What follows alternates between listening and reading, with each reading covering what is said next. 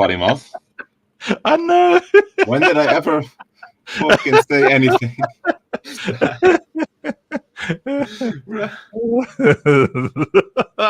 Where is it? Premium. That's the. Remove that one. Citadel's got some issues there. I have a spleen inside of me. Are you familiar with this song? A spleen? Joey's like, I have a camera, bro. Just like fighting with me there. I mean, I don't blame him.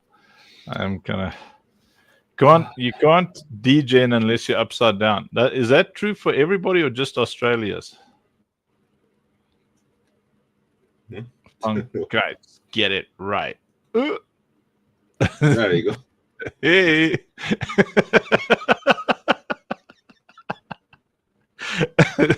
Okay.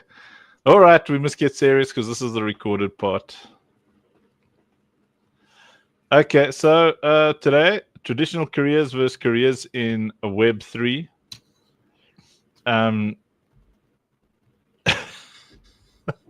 Pipeplop still like, when giveaway? It's not even listening. Let me see. Pipeplop, let me see. I'm entering you into the carousel. You've won new viewer.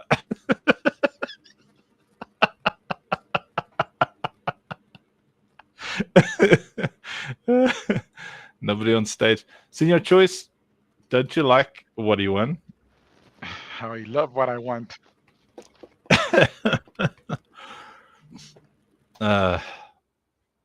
Yes. When you're upside down, red candles still look red, but at least they're going up.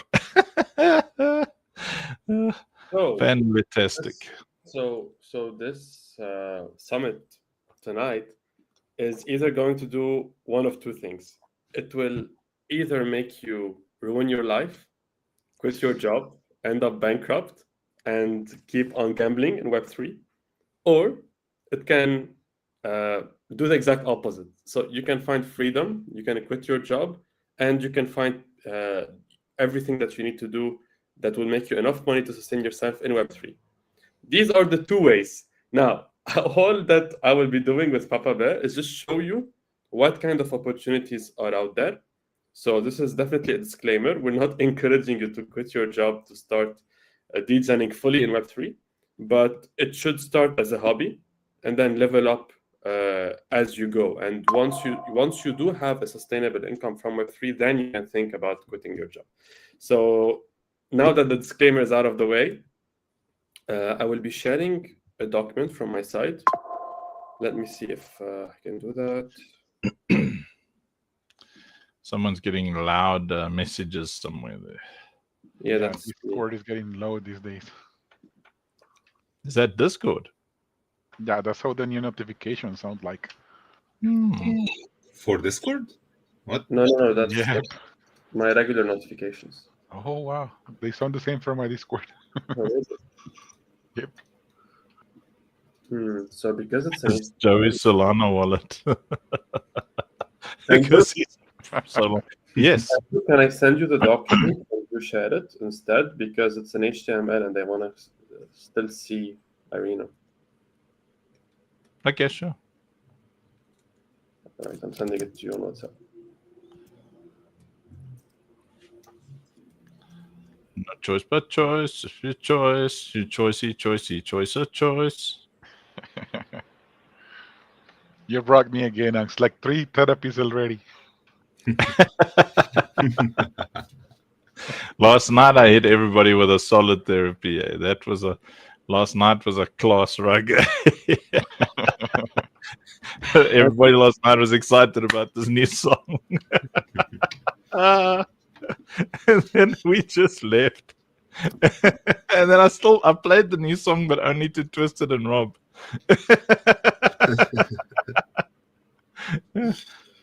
All right. Web3 career roles, bread rolls.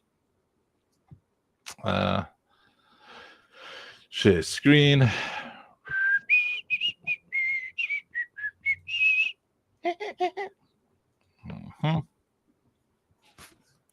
All right, you'll have to zoom in a little bit more.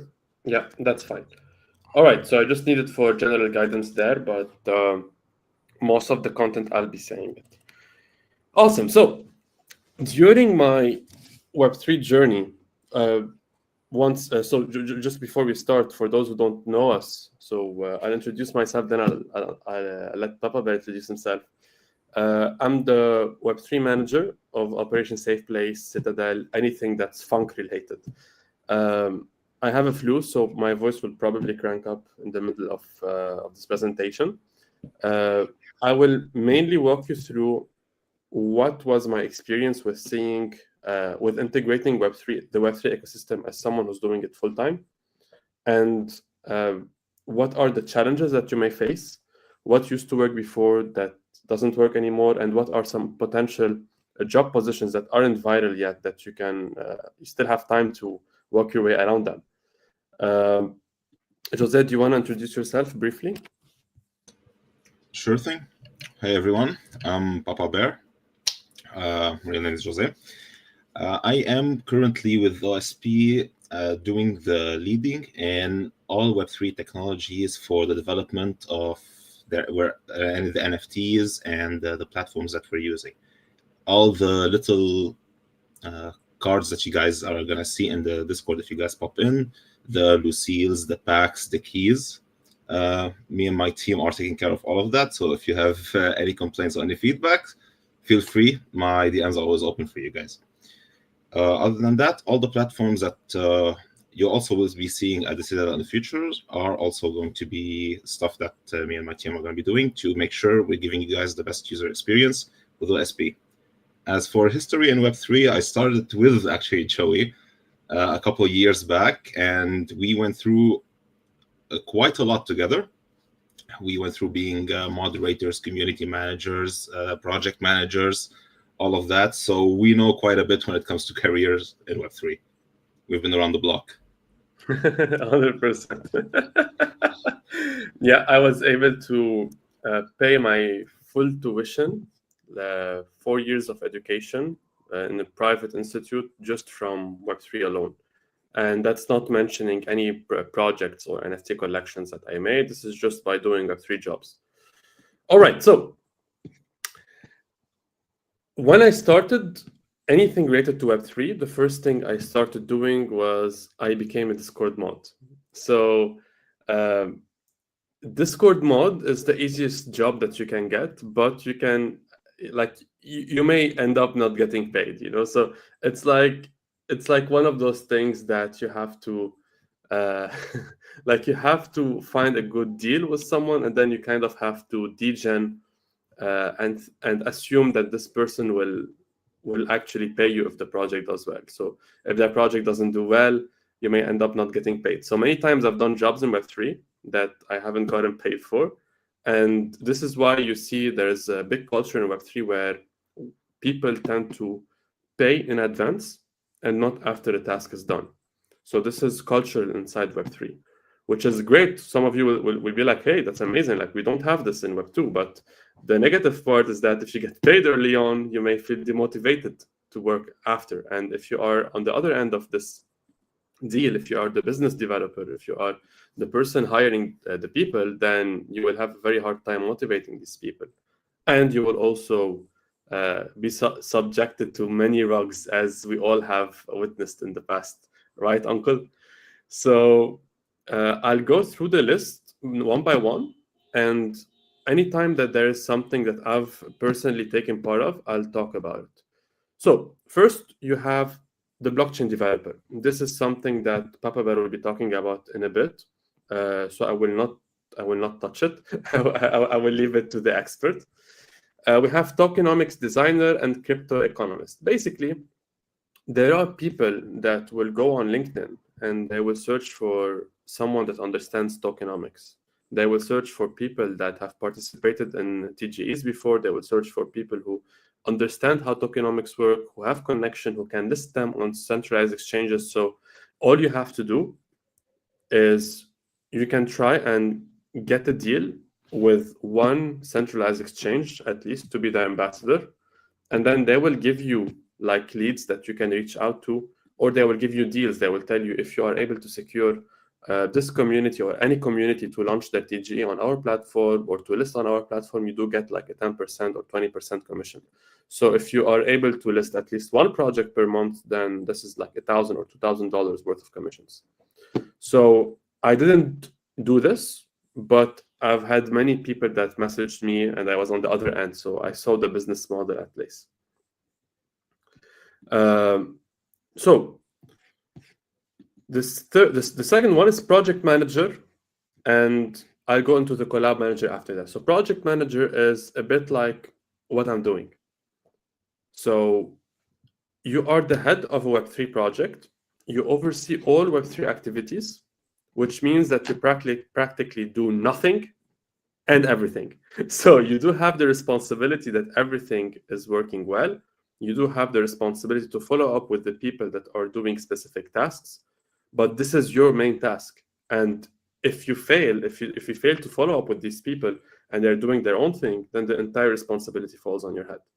Basically, a project manager is someone that is treating the project like its baby. You will see them doing many things, and a classic example of a well-rounded project manager, I think, is Jason, our glitched Viking Jason.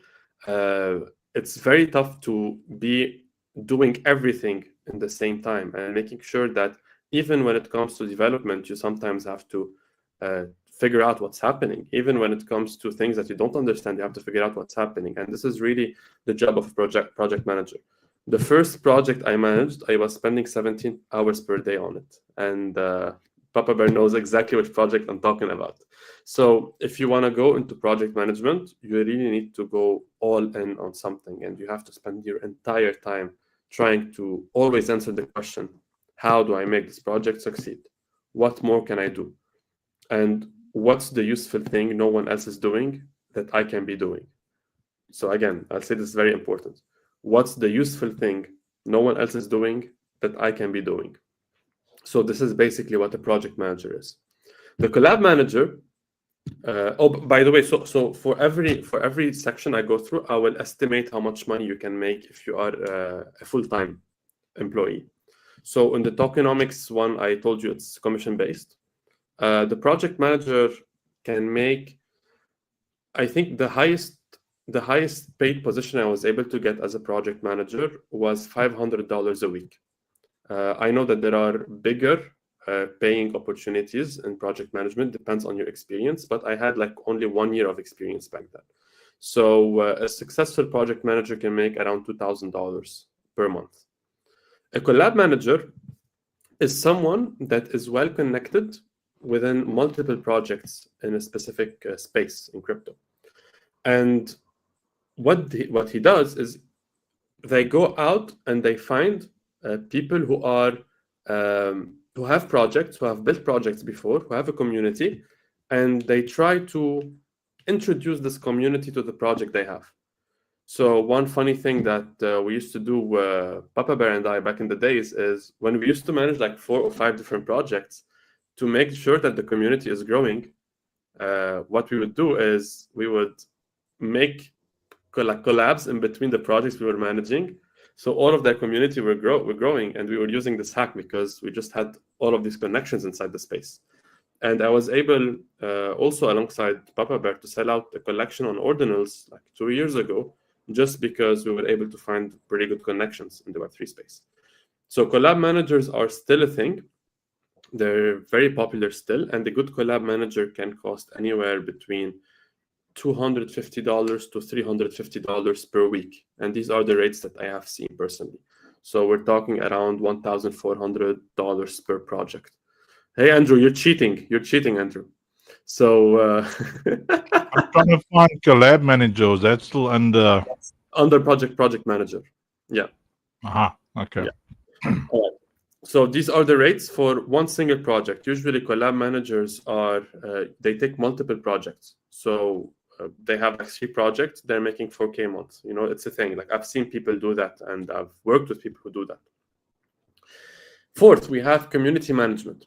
So community management and project management are very interrelated, but they're not the same thing. Community manager is someone whose sole focus is to engage, build, and observe. So they are engaging in Discord, uh, they are engaging in whatever spaces are happening, they're engaging in many things. And basically, their duty is to make sure that they are promoting the presence of the community. Uh, if Senior Choice is still with us, I would like him to actually talk about his experience for 2 minutes. Yes, Uh, for sure, and- Habibi. Can you hear yes, me? yes, All and right. explain what community management is. As for the community management role, it includes just making sure that the community is alive, thrive, vibing, engaging, and growing. Uh, a little bit about my story. I did start as a play to earn coach. Second position was community moderator, like you, and then eventually touch into business development. And therefore, I kind of, no matter what role I'm taking on, I run them all at the same time a little bit.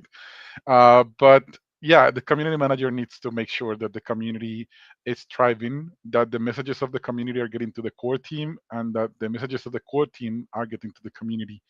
One of the things that I like doing the most, it's kind of what the collab managers is doing, but it's like connecting with different projects, creating the groups, speeding the conversations for cross pollination, for more eyes to come and see what we're building. So I'm kind of a hybrid in there. But yeah, community managers, they must make sure that the community is safe. So I think Papa Bear is also an amazing community manager. He's like, everybody is bringing the skills, like you said earlier, from where they're strong at. So he's keeping us safe in terms of what can be posted, what can be shared, how is the experience on our Discord server.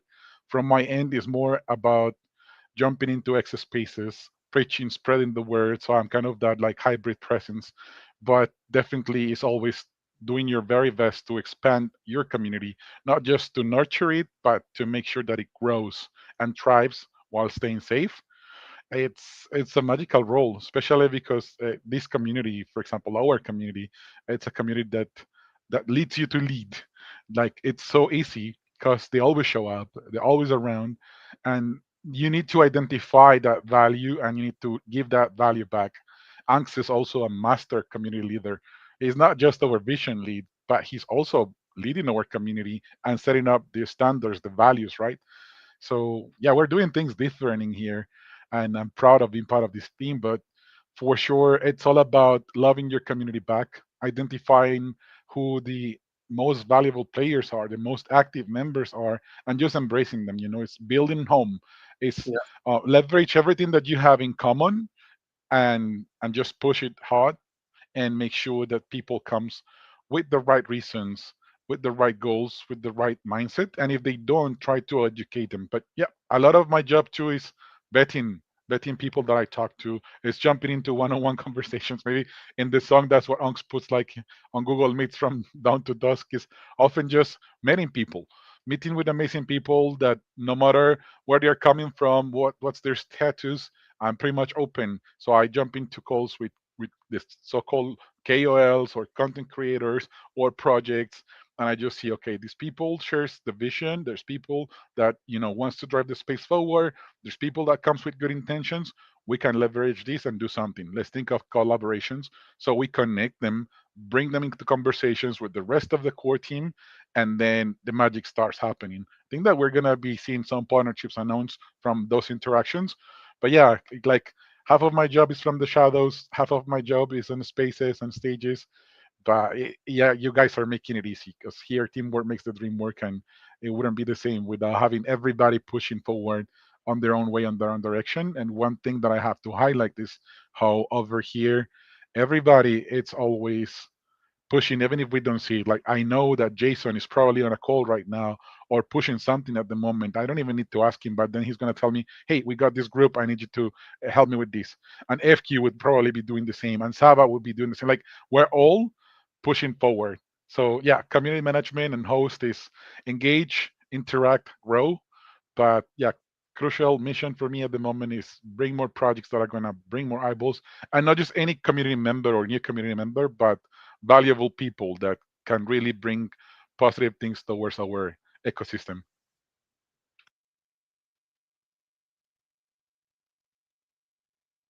I think that's as much as I can say about the community manager. Joey like jumped off the Uh, stage. I think Joey's internet might have died Yeah. right now. Sure. Joey started the boring company. Oh yes, that was awesome, senior choice, and 100%, just like you were saying, you have to love the community for it to be able to do that. And you also, I think you failed to mention like how much responsibility there is over the community manager with things like monitoring the mods, training the mods, making sure that everyone in the Discord knows where to go and to find whatever they need. So there's a lot of things that the community manager does, and usually a good community manager is also the host of the spaces of the project. So for example, you always see senior choice on spaces, X spaces, he is hosting things, and this is how people get to know him, and through senior choice they know about OSP. So his presence is also marketing the project itself, and this is why this role is extremely important. I've also seen rates all over the place, but the rate that I have seen mostly between hosting and community management is around $450 a week, and that's the most I've seen, which is around $1,800 per month. Awesome. So can you scroll a little bit, Uncle, for us to be able to read about the DeFi analyst? Basically, DeFi analyst is the first job that Kermit actually got in Web3. I like to tell his story because he would randomly just be posting on X. He would analyze things and he would just find like patterns. He would just screenshot it, create a chart, and put it on X. And then one day, a founder of a very important NFT collection reaches out to him and he's like, "Would you like to be hired? And we'll pay you that much." Back then, it was I'm not sure what was the amount. So, and he was like, "Is that even a thing?" He thought that the guy was scamming him. He's like, "Okay, sure." Then the guy is like, "Sure, we pay every 2 weeks and send me your wallet." And then Kermit sends him his wallet, and then he gets paid. And he got paid like a big number, which was more than his salary's worth of his previous job. So DeFi analysts can definitely make big bucks. The problem with DeFi analysts is that you have to beat the market. You have to have something that other people do not have. And the professionals have also built websites when it comes to analytics that were able to monetize it through that skill. So as an analyst, you have to either really know your things, or you would have to build something that people would need. So assuming that you are getting hired to do something, we're also talking about around $400 to $700 per week, depends on the project. And if we're talking about building platforms, you can go anywhere from -$1 million to +$10 million. It really depends on what kind of platform you build, the backing you have, the funding you have, the demand for this platform. So it's not really about being a DeFi analyst in itself. Then we have Web3 legal counsel.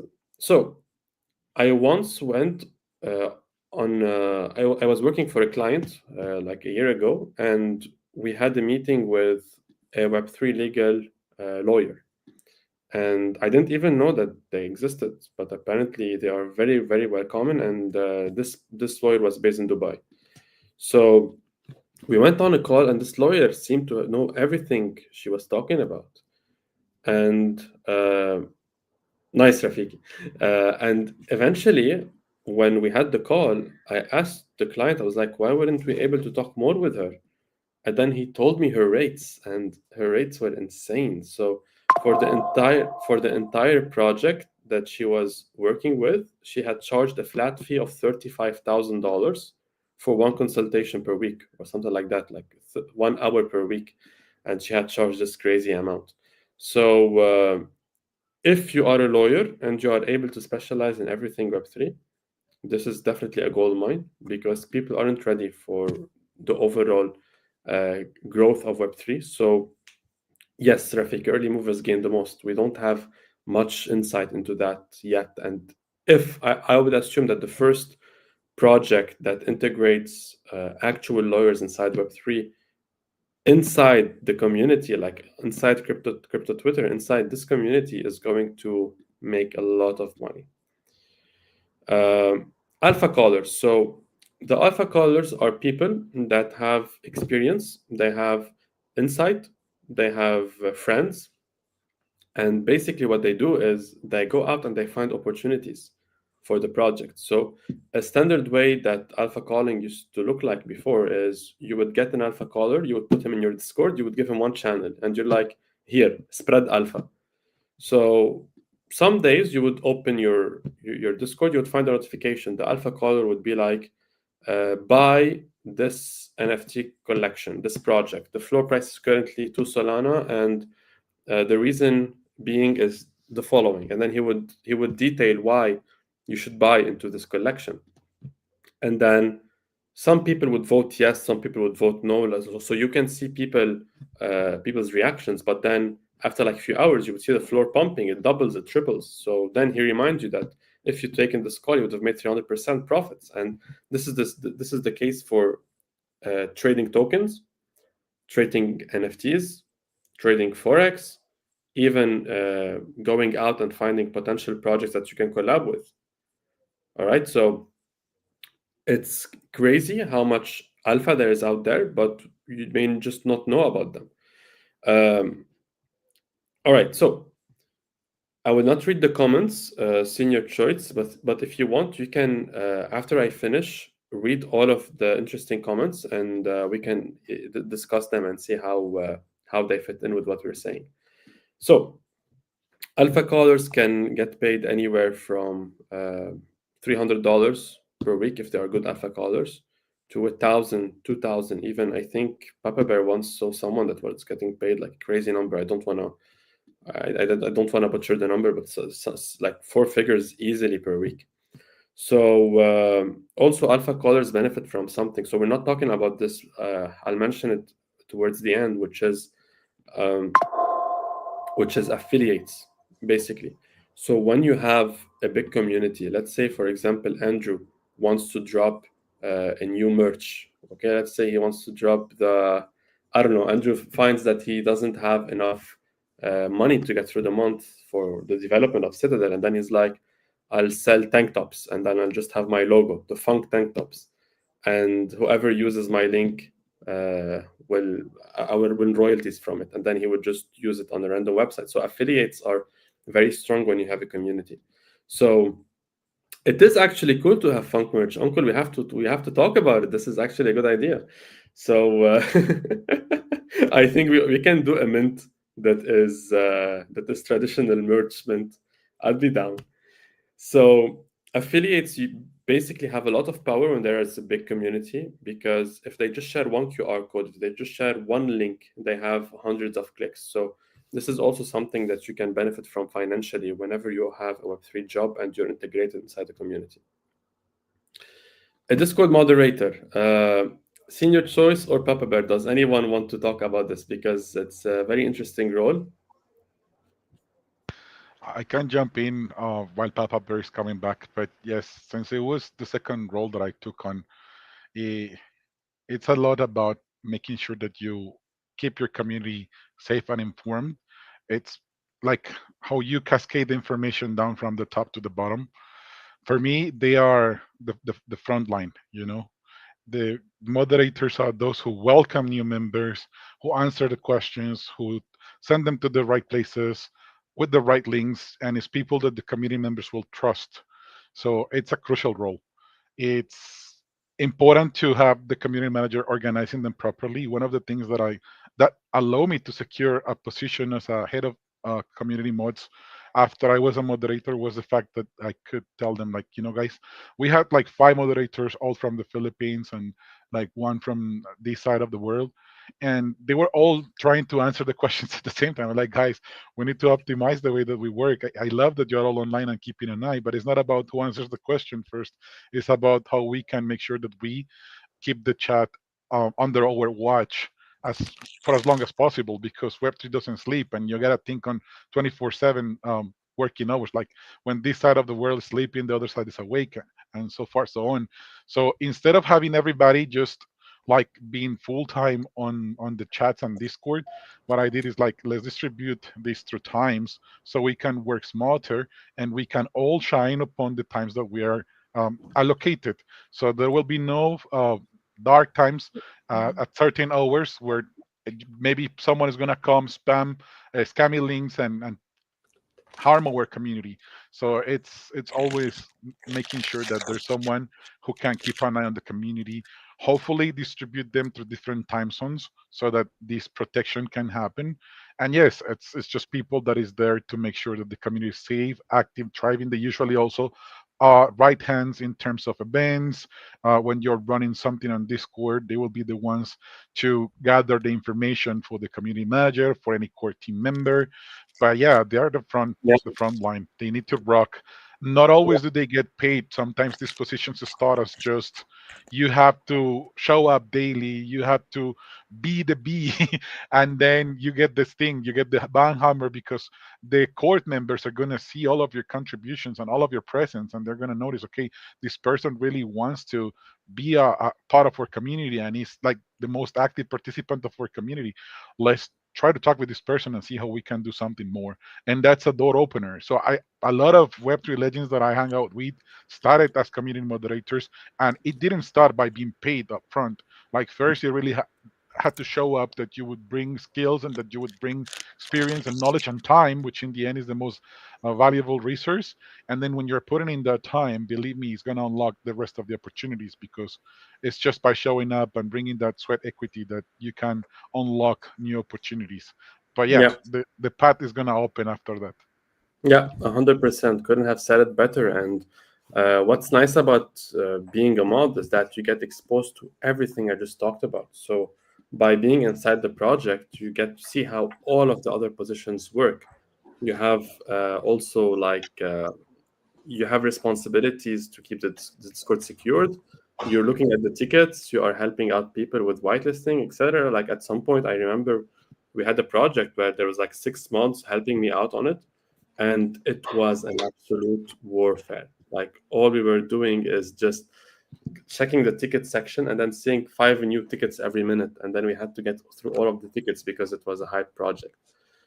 So definitely a very interesting role. The cheapest I've seen someone pay a collab manager is nothing. I mean, a moderator is nothing. Uh, but so the first position I got as a moderator, I got paid 2 NFTs for 1 month's worth of work, and the NFTs costed $70 back then. So some mods will take it and they'll be like, I traded for the experience. You'll find a lot of people who will become mods for free just because they want the exposure, they want the experience, etc. And some other people be like, no, you have to pay me my part. So I think a standard pay for a mod is between $50 to $100 per week. And then you either become a head mod or a community manager, or you just take multiple mod positions to make more money.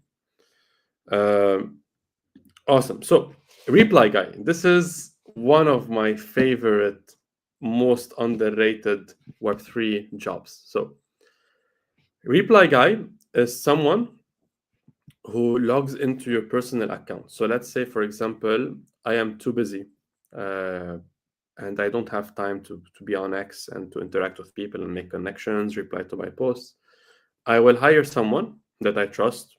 And this is a very key very important element. So you have to find someone that you can trust.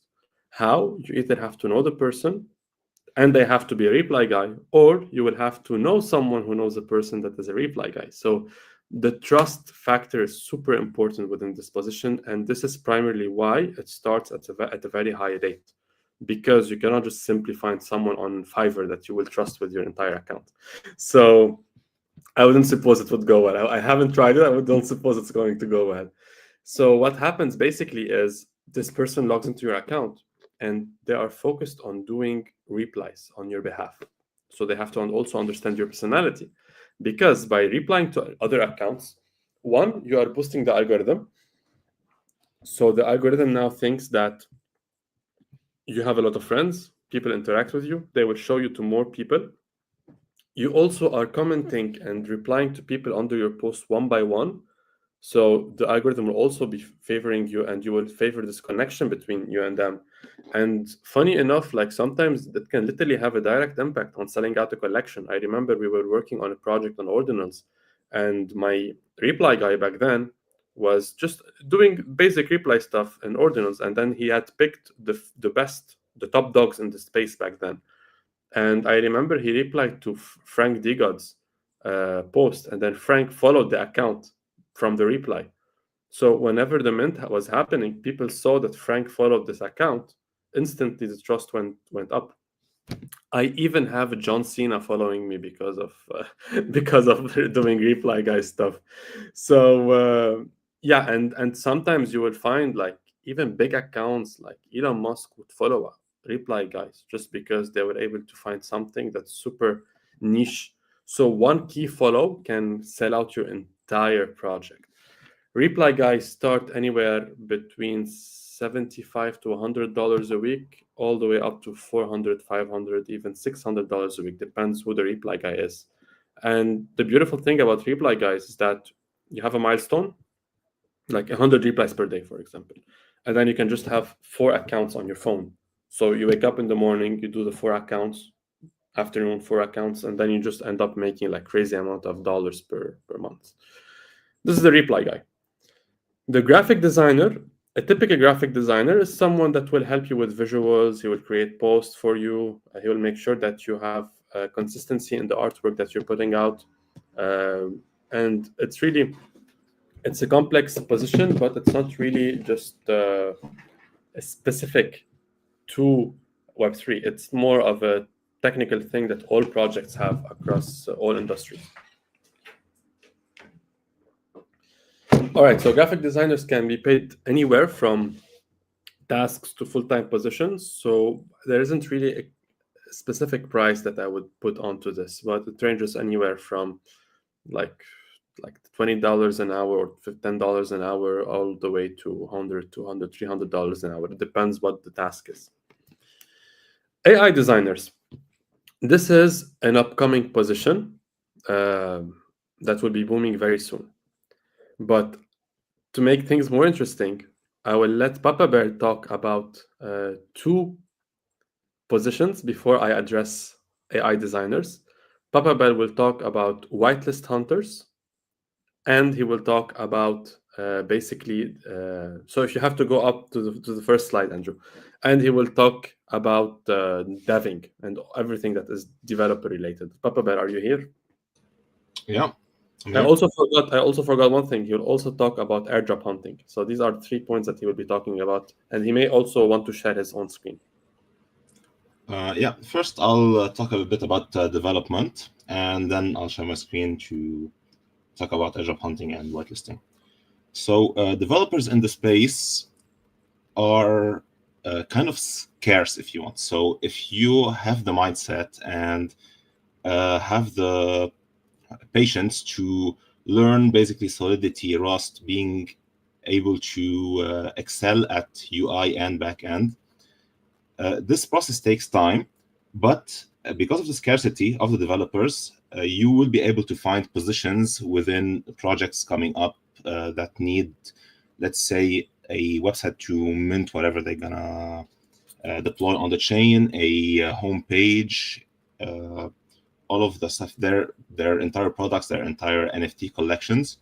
And you can steadily, if working full-time with your agenda fully filled, I think devs can make around maybe 3 to 4K consistently monthly if they are full on, how do you say it? Full hands on deck into development for Web3. That's just a small recap for what you can do for development. If you want to get started anywhere, I would suggest you just start getting accustomed to Solidity, how smart contracts work, trying to create your own small collection, 10 pieces, seeing what customizations you can add, you can remove, up until you go on to like bigger things, making bigger platforms, UI swaps, swapping platforms, all that stuff. So it literally is a snowball effect. You start by making a small contract, which might be like 10 to 20 lines of code, and then you end up making an entire ecosystem at one point. Now, Andrew, I would like to talk about airdrop hunting next, which is a position for the people which are kind of going through Web3 solo, not looking to build a community, but to be part of communities if you want. I would like to show my screen. Will be able to do that? Let me see. Yeah. No choice but choice if you want your community to have a voice. Have a voice. I see. Can people look at my screen? Can you guys see it? Yes. We do now, yeah. All right.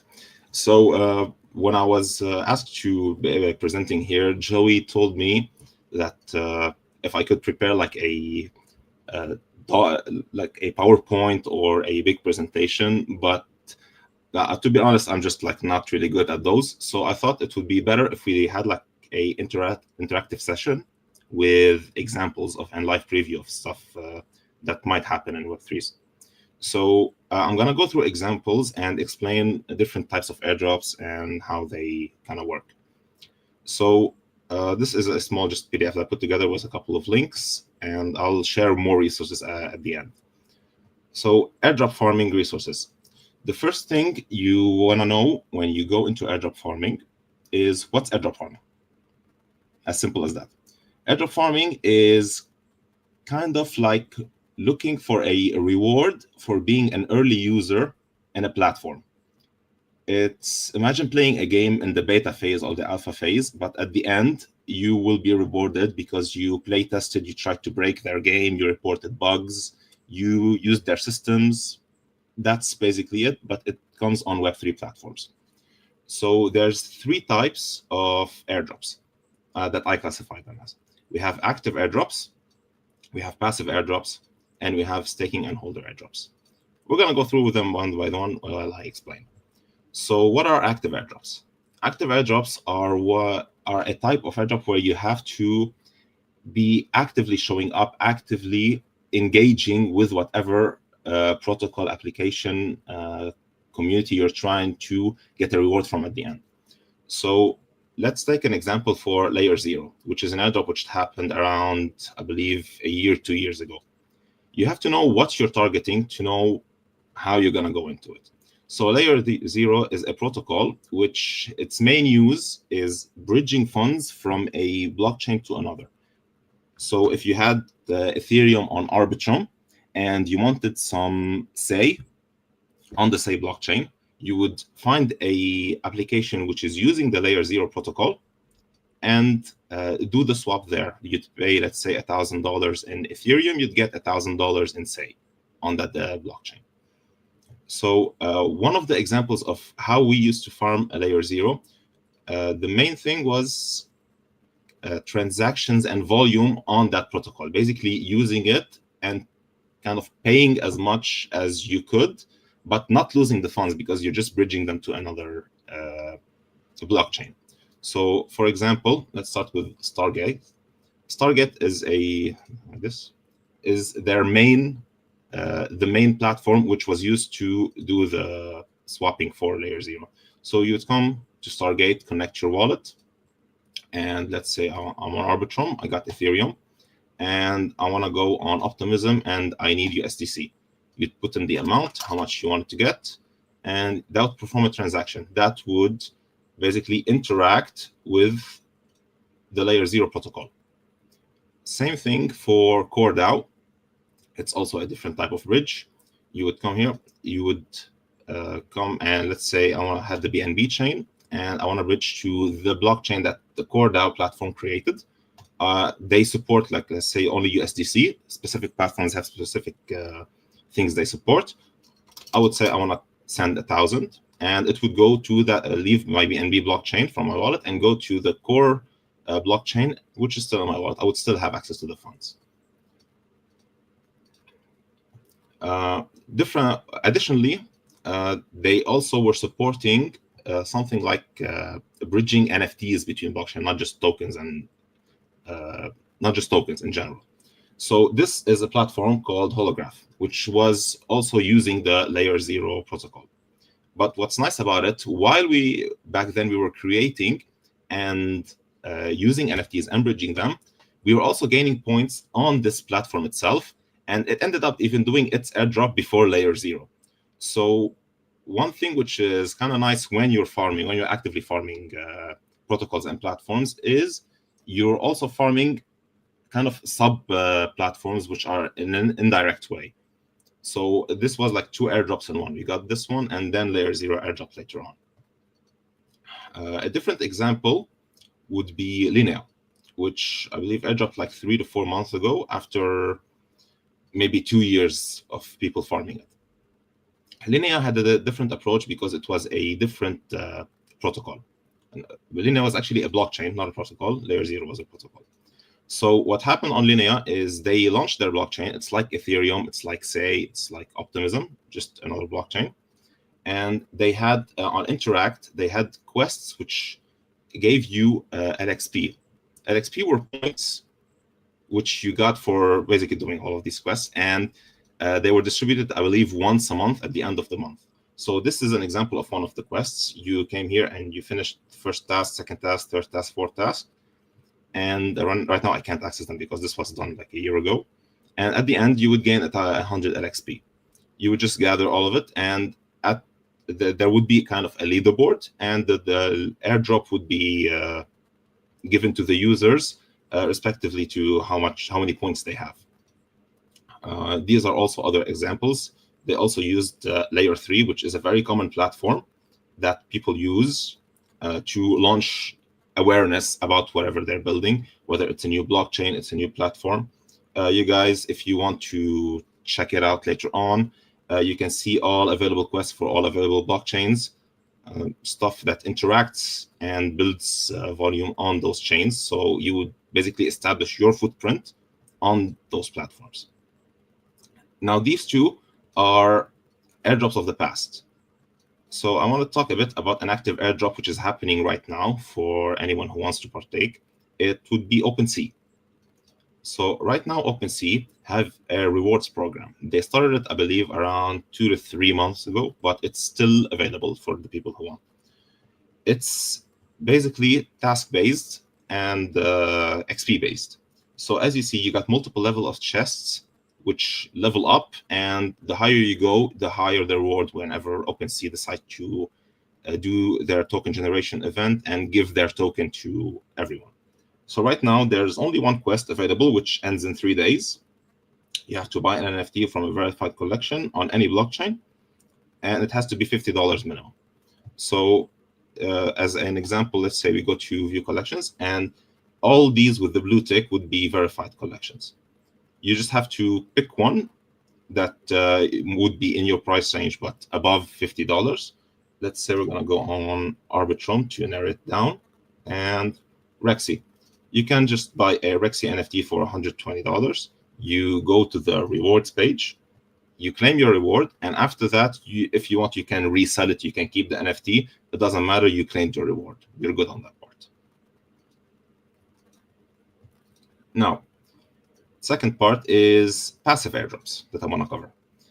Passive airdrops are, how do I put this? Things that you don't actually try and farm for the most part. As the first example, it would be Magic Eden. So what do I mean by passive? Everybody uses Magic Eden about a year to a year ago before they did their big airdrop. So everybody was buying NFTs, selling NFTs. It was part of the Web3 ecosystem. So what they had back then was a diamond point system. So whenever you did a transaction on Magic Eden, you would gain points. So this way that you were trading just naturally and normally, like you would, like anybody would have been doing back in the day, they would just get those diamonds, and eventually, when the airdrop happened, they would get the Magic Eden token respective to how many diamonds they had. They did their math. They had a correlation.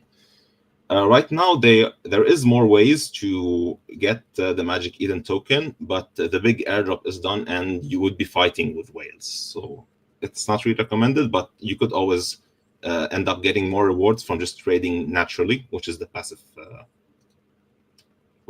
way. Walrus is another example of a passive airdrop because it was on the Sui blockchain, actually. And what's nice about it is they just airdrop to people who are using the chain regularly. And the airdrop was actually quite the big amount. So as Joey was putting numbers before on the jobs, just to give you a small idea of how things played out. Layer 0, on every transaction, everybody knows when you're swapping or anything of the such, there's small fees that happen. So on layer 0, whatever amount of fees you ended up paying, they gave it to the users back 4 times if you sold when the token dropped. So let's say you invested $500 worth of fees, you got around $2,000 back. Linea was a 1.5 multiplier. If you invested $200, you got $300. And Magic Eden they were very generous, and the whales did get a big amount. So there wasn't an actual way to calculate how much you paid and how much you got back. But most of the people were quite happy with that airdrop. I don't personally know anyone who netted below 4 figures on Magic Eden. Everybody was above $1,000 after the farming. Same thing for Walrus. After all the natural engagement that was happening on chain, people staking, using their Sui, buying on the chain, selling on the chain, it also was, for the most people, around the 4 digits of an airdrop. So it was a very good one, which happened passively for people who didn't actually try and get it. Now, also, these 2 were in the past. Currently active, we have the Backpack one. On Backpack, it's kind of like Binance, Bybit, all those exchange places. It's the main way you would farm it is you would simply buy and sell tokens. You just want to build up as much volume, and at the end of the month or whatever season they're in, you would get points. And when they want to do their airdrop, they'll give you you'll get your share out of it. So you basically just buy and sell, treat it as a regular exchange instead of using Binance or using Bybit. Now let's move on to staking and holder airdrops. This type of airdrops would be just buying a token and staking it on a platform, or buying an NFT and holding it. For example, right now on Sui, the Claynosaurs moved, and they have a staking platform for their tokens. If you buy a certain amount, stake them in a certain way, it's a whole thing. You will be part of the airdrop they're doing, that which is confirmed their Clay token. Same thing for Carrier One. Same thing for the Squid Market. Same thing for the Egg project. These are just, you buy them, you stake them, and eventually you get a reward. Token staking is for Hydel Protocol. An example of it is Hydel Protocol.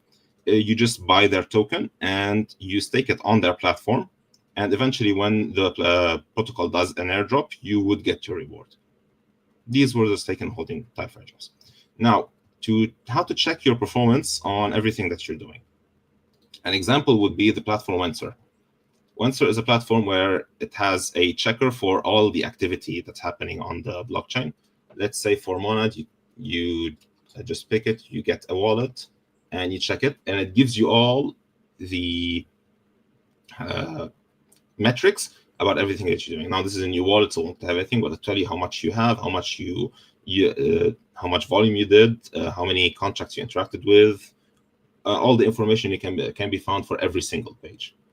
Additionally, you got the NFT Copilot, which is the same thing. You got eligibility checkers for airdrop that already happened, and rank checkers for airdrop that will happen. You can see how your wallet is faring against other wallets. Now, additionally, you will be able to sell your tokens if you know your allocations before you actually get your tokens on pre-markets by putting up collateral. For example, Monad still hasn't launched, but people know their allocation, so they can just come here and list how much they're willing to sell, and they put up collateral the same amount, and somebody would come and buy it at whatever price they're putting if the price meets their need. Exaverse is a Discord platform where people can also buy and sell their stuff. As you can see, you got buying offers, selling offers. There's 3 Exaverses. You can go through them, check them out. If you guys, I can give you the link for all of them. You can find them also on Twitter. And one note everybody should keep: never do trading of anything that you guys find in these in DMs. Always keep everything inside the Discord, moderated by their mods. Finally, you might be wondering where I knew how to go for all these steps. There's usually platforms, Discords, communities which have guides for all this stuff. So one of them would be Lurkers DAO or Trend DAO or EarnDrop. I'm just gonna go for a quick look. As you can see in Lurkers, we have basically they have a airdrop forward, a guide for what's gonna happen, how to get the base airdrop, how to possibly qualify for the second Aptos airdrop, for the bridge airdrop when it was happening, Bungie, possible Bitcoin airdrop, Monad airdrop guides. Everything is available here. Same thing for TrendDAO. They got an airdrop calls, and this guy posts basically 3 to 4 times a day. It's full of information. You should definitely check it out.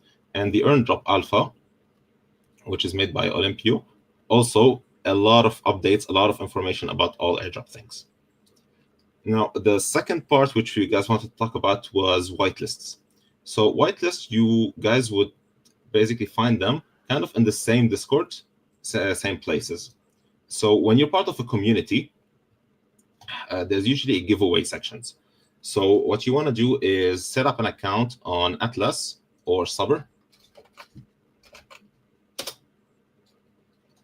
Just a quick look for these.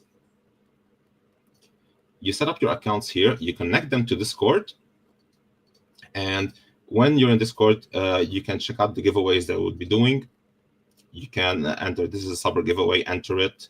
Another Atlas Mercury, which is Atlas giveaway, you can enter it, you can join them.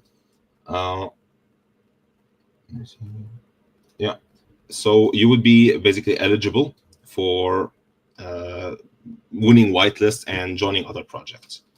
And this is basically the main way. If you wanna farm whitelists, you just have to go through Discords that are willing to do giveaways, willing to do partnerships. And to explain it a bit more, the higher end Discords, stuff like the expensive collections, Pudgy Penguins, Board Aviar Club, get the higher exclusive whitelists. So if you ever want like the high end, you would have to join those.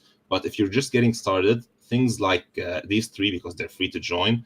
Thomas DAO is also one where they do a lot of whitelist giveaways. Flash Hype, same thing, a lot of whitelist giveaways. You would join them, and eventually you would either win the whitelist spot or not. You just got to keep going through Discords, through communities, buying NFTs of gated communities to eventually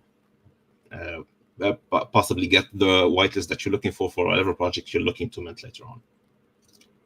Well, this has been basically my 2 cents on these 3 jobs. Joey, if you want to continue from here. Yes. There is a very, very, very important airdrop that you did not mention, Jose, and I couldn't be more disappointed. Can you guess which one it is?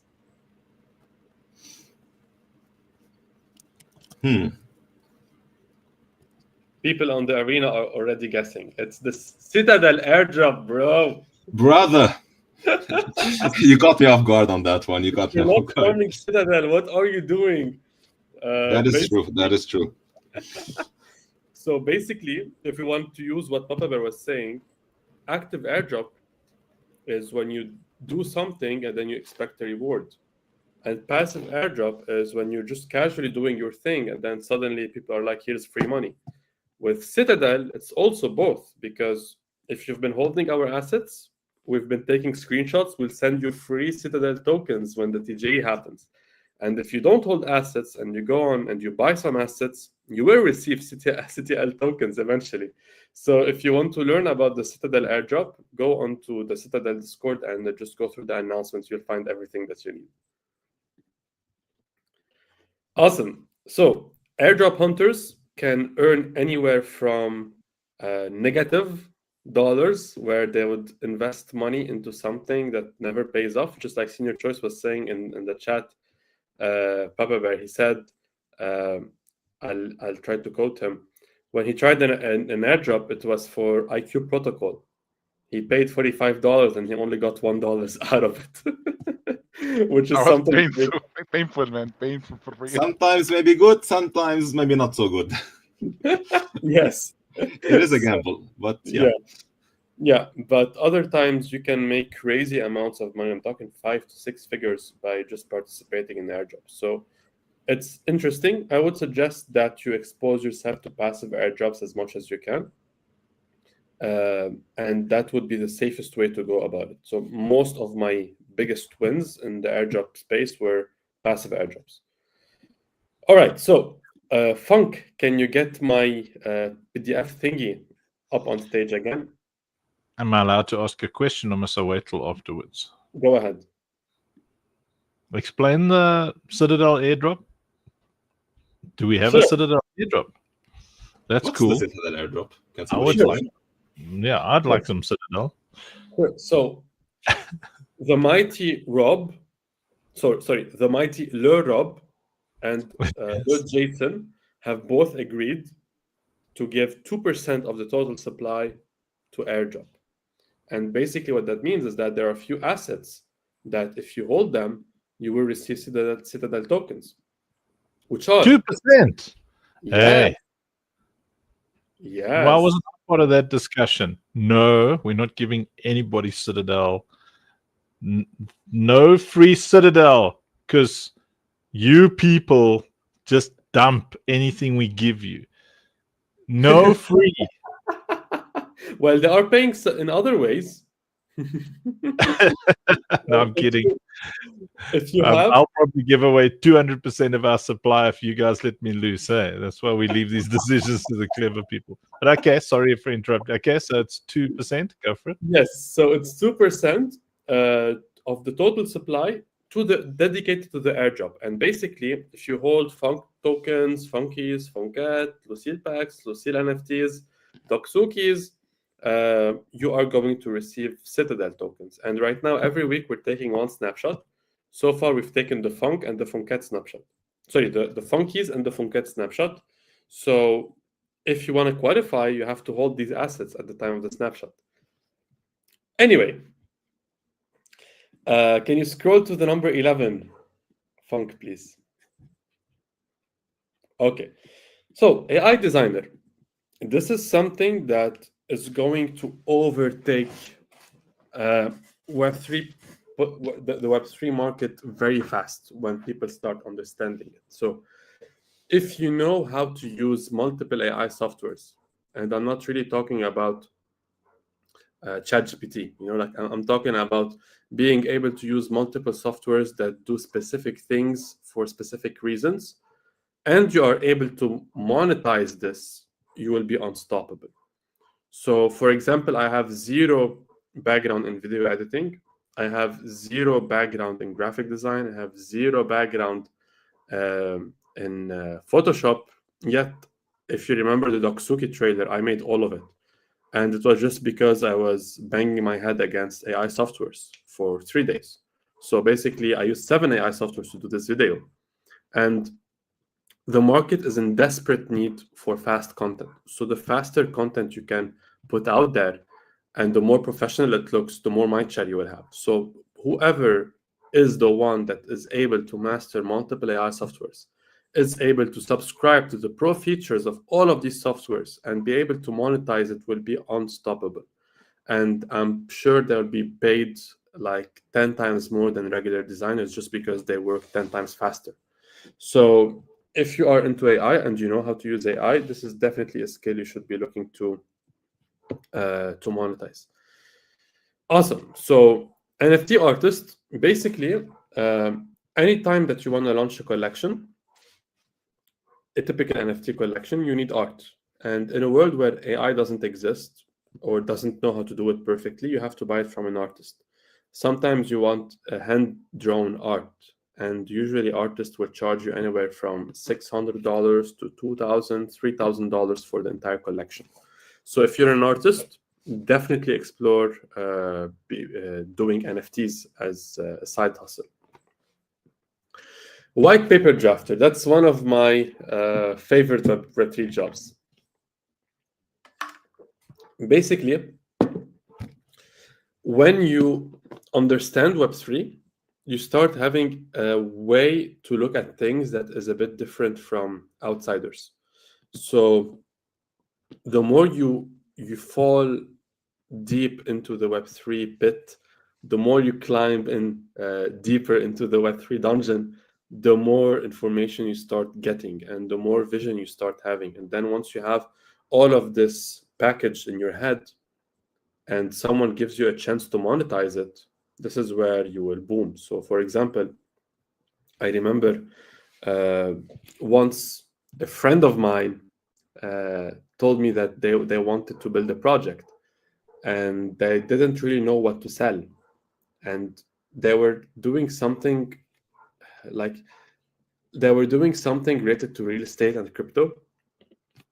And they didn't really know how to put things together. So I just did some research and wrote down a white paper for how a crypto and real estate can meet and all of the different possibilities out there.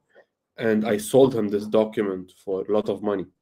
So if you understand Web3, you are able to write white paper drafts. And if you understand a specific niche inside this ecosystem, then you can just start doubling down on it. Rafiq is asking, what are the typical entryways into becoming a drafter? Just start calling yourself one. Like if you start calling yourself white paper drafter or project, like a term that would refer that for like a roadmap, maybe drafter or vision, like anything that refers to you building things out of the information you have acquired in Web3. If you just put this out there, you will be surprised with how many people will reach out to you. And then you can start making case studies on X. So if you make a case study, people will start seeing you as trustworthy. All right, so you can get paid anywhere from $500 per white paper up to like $2,000 per white paper. Those are the rates I have seen. Finally, this is something that I've seen recently with a video that Kermit did, which is clipping. What is clipping? Clipping is you go to lives or streams like this one, and then you would crop my video where I was saying something. For example, I was explaining how much money you can make from airdrop farming. And then you can take this clip and you can post it with some edits. And then this will gain a lot of traction. The video will go viral maybe, and then you will get views. I will pay you to do this because you're getting views, and I will get free marketing. So clipping is super, super popular right now. There's been someone that Kermit has interviewed on his YouTube channel. And this person is making $5,000 a month just clipping videos. So it's definitely something that's booming right now. You can look into it because AI has made it way easier than before to actually clip content.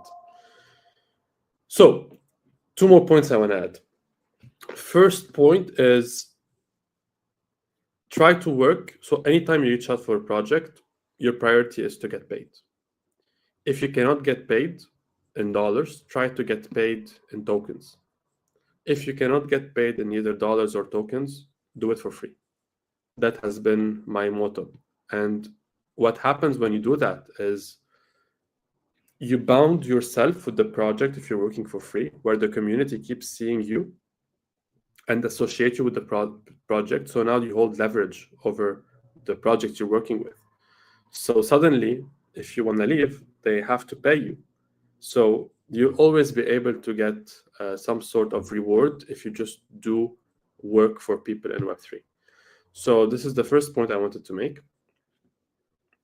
The second point is sometimes there's something that that the Papa was talking about whitelist farming. So if you hold different NFTs from different ecosystems that do raffle whitelist, sometimes you may have a whitelist and be like, the mint is like $300. I don't want to mint it, and you would just ignore the mint. But like marketplaces like the ones that Jose was showing, Exaverse, you can literally go there and sell your whitelist. And I was saying in the chats that I once sold a whitelist that I had won in a raffle for $3,000, risk free, just like that. So there are ways for you to sell your whitelist. So if you end up having whitelist, always go to Exaverse and see for how much they are selling for. Very, very important information. And also one last thing, there's something called pre-markets. So basically, let's say there's an airdrop happening. People will speculate on the price of the airdrop. So if you think that the airdrop is going to, if you think the token that's going to be airdrop is going to be worth more than the current price, then you are able to buy the token beforehand, and you will be making profits if the token is actually worth more. And if it's the opposite, you would, if you had any airdrops, you would sell your tokens before the market goes live, and this is how you can also be making money. That's it from my side. I hope I didn't really, I didn't help you write your resignation letter, but the goal really is for you to have financial freedom, see if there are any opportunities that you can be doing inside of Web3. But essentially, everything has risks. You have to start by de-risking everything, then increase the risk slightly as you see fit. So good, man.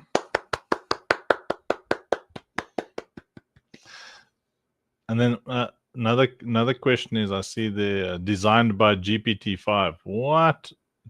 GPT never makes stuff like this for me. So what? Yeah, because you have to talk to it very badly. Like, what the hell is this? Make it prettier. What the hell, dude? What is it, like an active? No. Just like the PDF. Gemini one. Just like the Gemini one. But I didn't even know it had like a Gemini function. So does it make like active PDFs? Man, it just gives me like these ugly PDFs with a white background. Yeah, so the prompt I told it once I had put on all of my information is make it into a presentation HTML format, and then it gave me something ugly, and I shouted at it, and then it was like, "At once, my lord." When I go with my mouse, even it's like got nice little green things to show you where you are. It's like, wow. Yes. Very good. But that was a great presentation, very informative. I think everybody got a lot out of that for sure. You know, yeah, this Mr. Peaceful. Hey. And Blockade, yo, what a Blockade on they're all from X. So you know, from an employer side and a vision lead side, we experience a lot of people who have low to no skill, who and low to no experience, who we spot the GPT maestros a mile away, right? So when someone is coming in and they say, well, they want to be a mod, or they want to help with this, or they can increase your followers, or and when Joey started in the beginning of his presentation, you know, he mentioned how, you know, a lot of us we had to pay mods and stuff, and they wanted money in advance, and then they just did nothing. And then you realize that they had like 100 Discord servers. They couldn't possibly get to all of them, but this was their grift. You know, they were trying to get to as many as they can, but their thing is that they'll send out endless, maybe it's even botted, endless Discord messages, X messages to let you know that they can be a mod, or that kind of thing.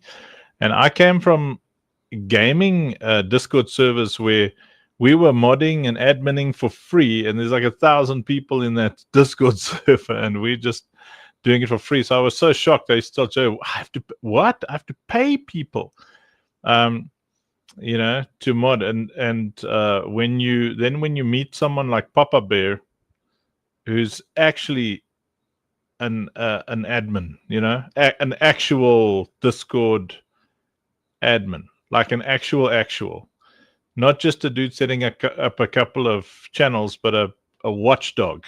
Like, you don't just get into our Discord. We have never been hacked or infiltrated in any of our mints or token releases, nothing across OSP. And then we came over to the Citadel, and some people were like, man, Papa Bear's taking away my rights. I'm like, crying this bucket for me, bro.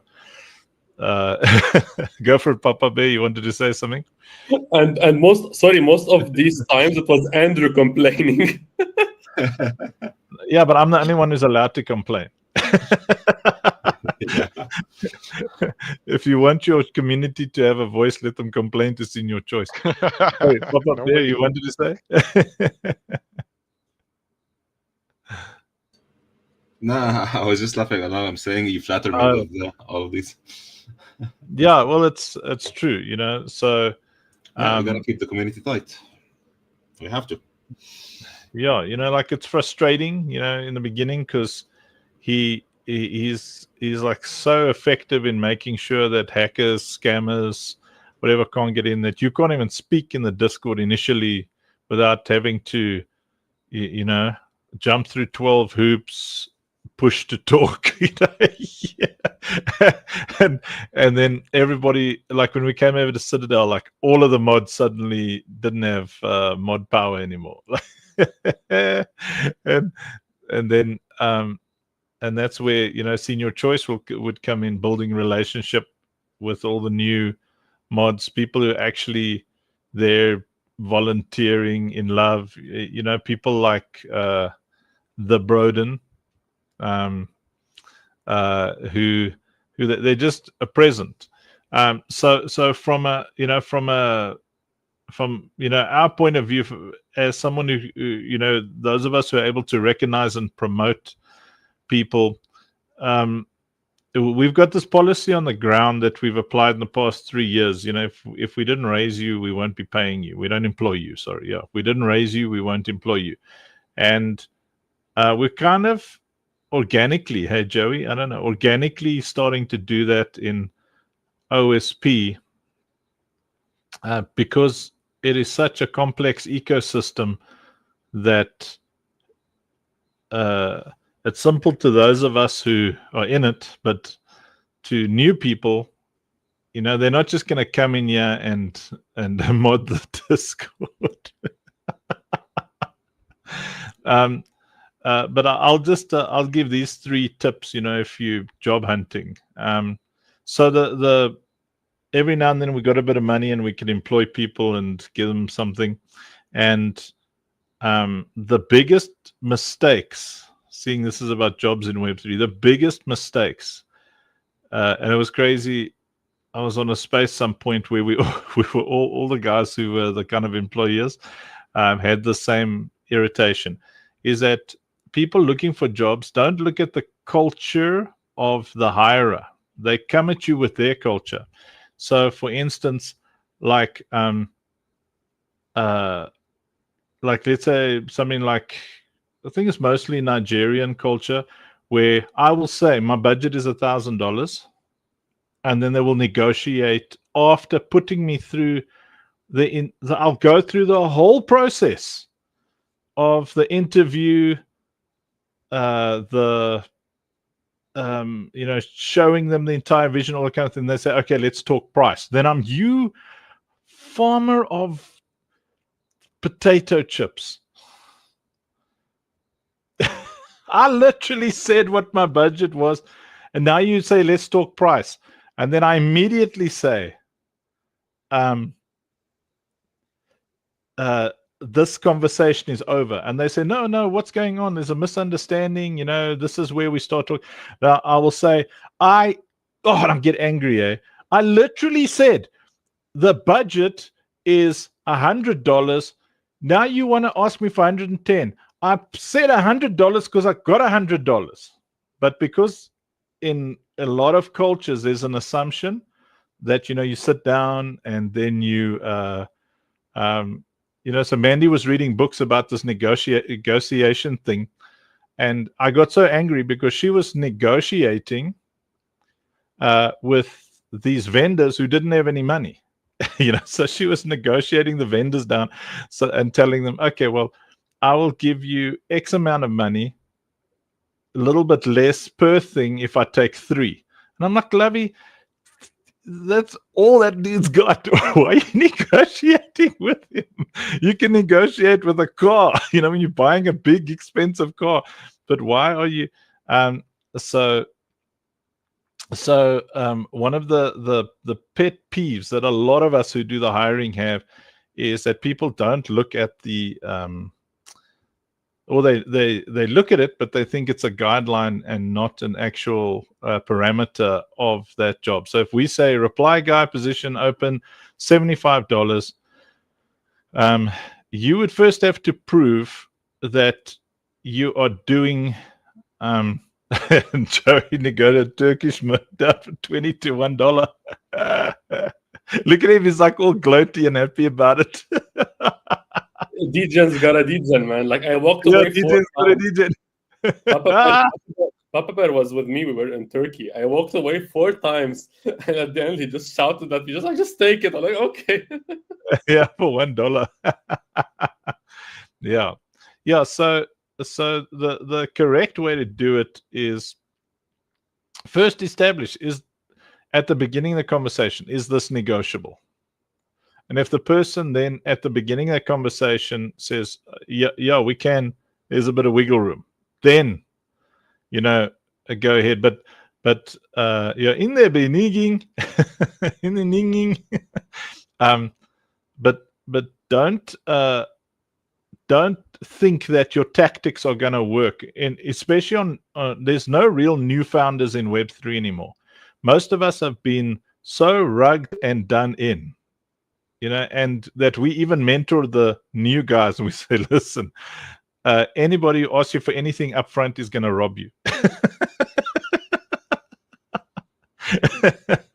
It's like every single upfront deal I have done,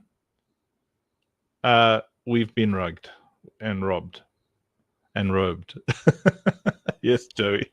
We're already robbed by default. So that's quite important. So if you're going to do these things, if you're going to apply for the jobs and stuff, really try and understand who you're applying from, and you'll have a lot of negotiating power. So let's say someone like Senior Choice, head of community, he's someone you literally pay as much as you can.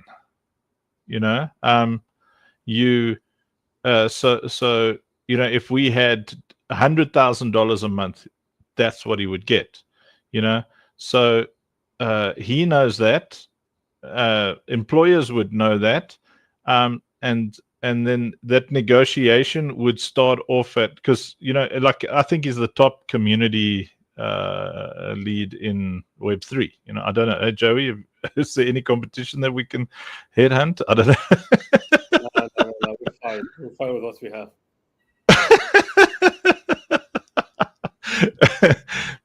Yeah, I think our whole team is like the best of the best in Web3. All the damn discords we've been through, and the people we've spoken to, and the people we've met. There's some really good people out there, but they've committed themselves to dead projects and dead destinies, because they don't understand the power of synergy. They can't figure out what we're building, so they try and build their own thing, which is a nightmare. I actually tried to tell someone the other day, I was on the call with them, and I said, listen, do you know what you're about to go through? When you can just come and join us. Why? No one's your boss. You're just leveraging the system, and we're doing a synergistic thing. And he's like, no, I'm going to build my own thing. It's going to be billions. I'm like, well, if you have Joey, maybe. but we have Joey. And if you have Jason, but we have Jason. If you have Papa Bear, but we have Papa Bear. If you have Leonard, but we have Leonard. If you have Senior Choice, but we have Senior Choice. If you have Rob, but we have Rob. Like, who have you got? You've got you and two other influencers who not one of you people know how to build anything.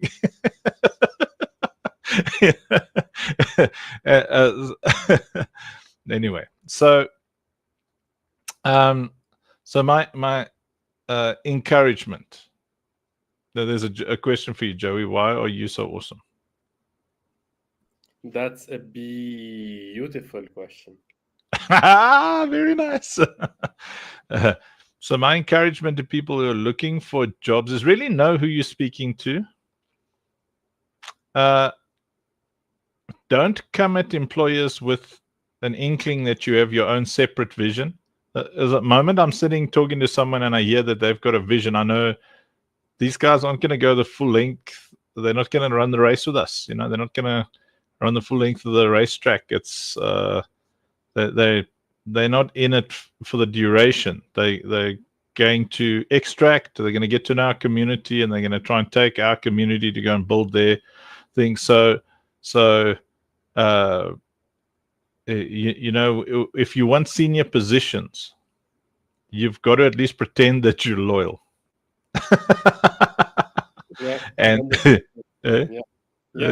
You have to be ready to work for free. I mean that's something that you have to put up with. That's the reality of Web3. So my first job in I'm sorry to cut you off, Andrew. I have to leave. Yeah? I don't want to cut you you got to off. go. So thank you for the Okay. presentation, guys. If you want to ask me any question, you can just send them to me and we can talk privately. There you go. Great. Remember to just send him some messages.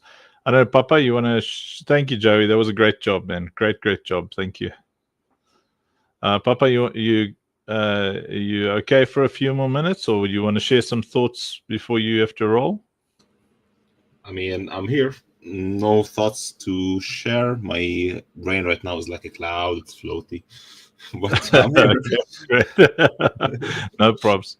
I do have some thoughts to share, Anks, and it's the fact that by establishing the team that we have established in here, we are unlocking opportunities not for people just to change their lives being part of the official team, but just by becoming community members. Because then you get access to professionals and people with experience in so many areas and with connections on so many places, and especially within this Web3 gaming space, that it will do nothing but propel you if you want to create a career on Web3. So it's something that I mentioned to the ambassadors the other day. If you really want to jump in as an ambassador here, you gotta know that you are going to be able to connect with people that people dreams to connect with, just because we already established those connections over the years. So there are so many perks that just by joining this community you unlock that can help you chase or build that Web3 career if that's your desire. So we're all very approachable. This commitment of 1,000 days live, you don't see that anywhere else. General kept made an amazing post stating this is a fact. Tell me which founders or which core members are spending time with the community the way that Citadel and OSP are doing it. Nobody. And that level of dedication and accessibility is something that you won't find anywhere else. And therefore, it just takes for you to make a little effort to show up, to support, and then the amount of opportunities that you can unlock if you really tap into them and if you are asking the questions are endless. So don't just always look at the financial perk or upside.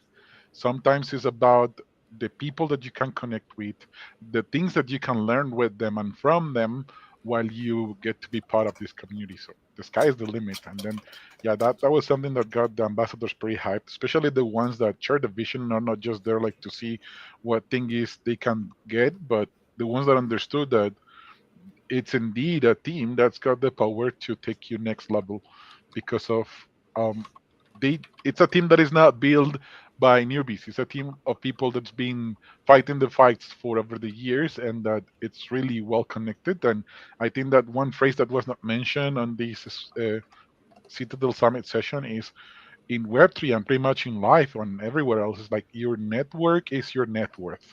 So if you are connected with the people that is well connected, then you are now well connected too. So leverage the awesome people that you got in here, the awesome team that you got in here. And if you want to know more, like me, I have no idea about airdrops and hunting, but Papa Bear is a master. I feel like I need a class from him. Like if he's telling me, hey, That go was good. check it, yeah, check this out. I'm like, okay, I'm gonna check this out because he's got the experience and the knowledge. Me, I don't go beyond gaming, but if you want to connect with a KOL creator, somebody has building the space, or I probably know them, so I can offer that. But it's indeed every profile that we got within the team has just got so much to offer, Yeah, and we don't exactly. charge. Like we don't charge. Like one of the comments that I threw in earlier is there was this co-founder of the sandbox that was getting paid $3,000 monthly on a sacred way for just having his PFP on the deck of Yeah. Liberty Gaming. He did nothing, and we didn't even jump with him on an advisory call for more than 2 years and a half until I found out, like, hey, so he's an advisor. Why we never spoke with him? And it's like, yeah, we just have him in the deck and we send him $3,000 every month. Like it's insane. Like this space can be crazy, but when you connect with the right people, like I know that with Papa we can unlock so many opportunities because he knows what he's talking about. He's got the experience. So I do want, like Rafiki was asking, and sir, Mr. Papa, kindly share that document so maybe we can go funky DJing ourselves a little bit more. If you consider this something safe for our community, do share because people wants to tap into more opportunities. But yes, it's not just at the starter level or at the community member level. It's at every level. There's so much that every single member can add to the others, which is like we're unstoppable. So as I Sure. mentioned earlier, we're all pushing forward on our own ways, on our own directions, and we all know where we are good and what we are good at, and that's what's making this team unstoppable. All right. Yeah. Sure thing, Rafiki. I will share with you guys, but I think the best thing I could share would be the places where you can get the guides, the communities that are specializing in airdrop hunting, so you can find everything, all the resources there. I'll fix the PDF a bit, and I'll either put it up in Discord, or if anybody wants it, just DM me, or I'll give it to Sir Choice. He'll pass it around. We'll see. But yeah, sure thing, no problem. Thanks, Papa Bear. No worries. So I think an important subject here is, how do you skill up to a place where people actually want to employ you? You hit up OSP. Yes. You tell them I am good at this and that. Andrew tells you, okay, we got a budget of $400. You tell them, okay, I need 110. And then you got and then you just, I literally typed there, please, this conversation is over, and contact me again.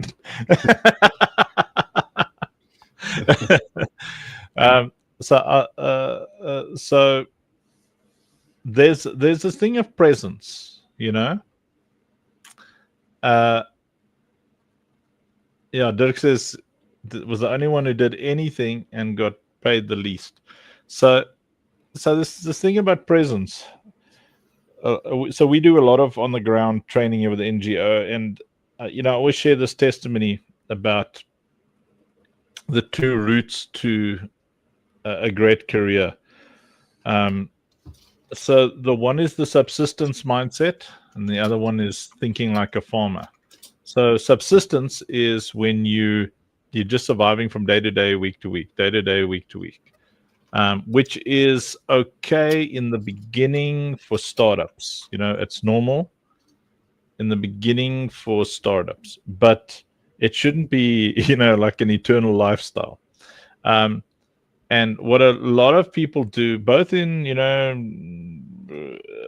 the job sectors outside of Web3 and within Web3, is they'll come in with a demand for a particular amount or whatever, and they have an employee mindset, a subsistence mindset, where this is all I get paid to do. I'm just going to do this. But in the beginning of my career, I entered the creative industry, and I had been a minister for so long, youth pastor, all that kind of thing, that I had a whole different approach to adding value. So my whole thing is, I went to this a CEO and I said, listen, what I want to just do a season where I prove my worth, and then we negotiate my salary. So until then, if you can keep me alive, great. If you can't, I'll come in as and when I can afford to, with fuel and stuff like that. But I really, really want to work here. And this is my CV, and you'll see after the first week, that I'm, what I can do. Alrighty. So I did that at 3 different careers, and then by the time it was time for salary negotiation, I always came in at a senior level every single time.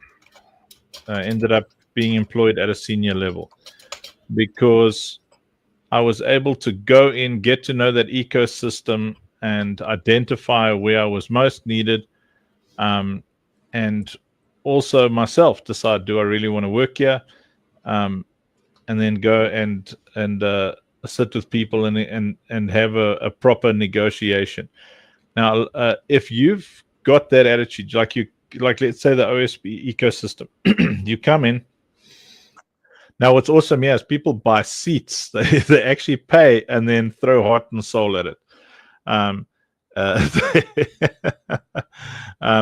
But if you want to end up with a job or sweat equity, if you want to, like let's say Broden really wants a Citadel seat, but like most people, it's very expensive. It's like $2,500 for a Citadel seat. So Bia sold both her kidneys for one of those, and maybe she sold her mom's kidneys. And I think General Kev and Buddy just sold their lives, to get sold it all. Yeah, they're like in 100%, but look how hard they work. So there are people who have not put a lot of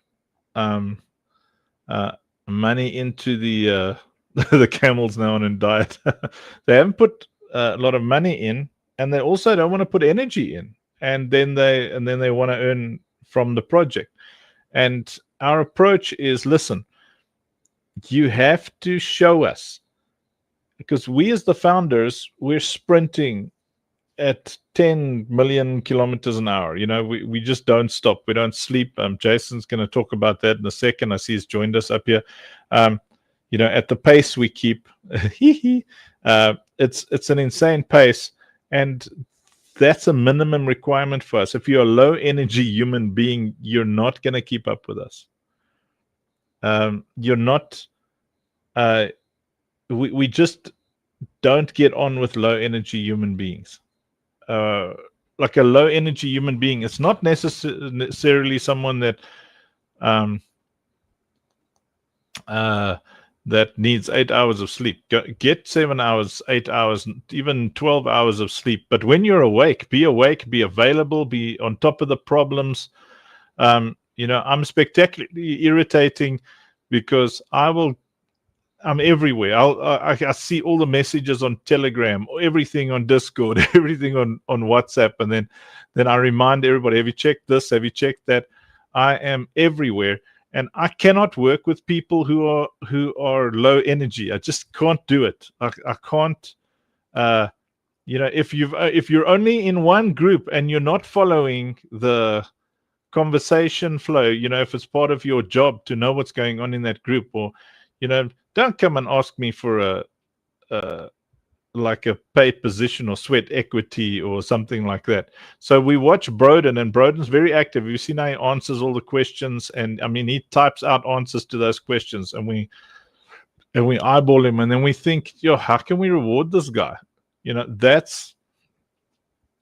and we see Dirk, Dirk throws heart and soul and everything, and we think, how can we reward this guy? And so both Dirk and Broden, I think there's a couple of folks who ended up with sweat equity in terms of the 33, the seats, because, I mean, Dirk jumped in with Rob and made the funky NFTs, climbed in there. So do we do that for everyone? No. If we see someone can make a plan, if they can afford stuff, we need that cash to move forward. But then we look at other ways to reward those people.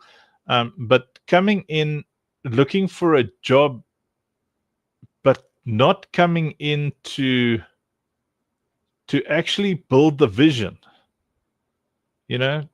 like it's not going to work in our ecosystem. Because we'll figure out how to design the damn thing ourselves. like Jason, Rob, myself, Joey, we flipping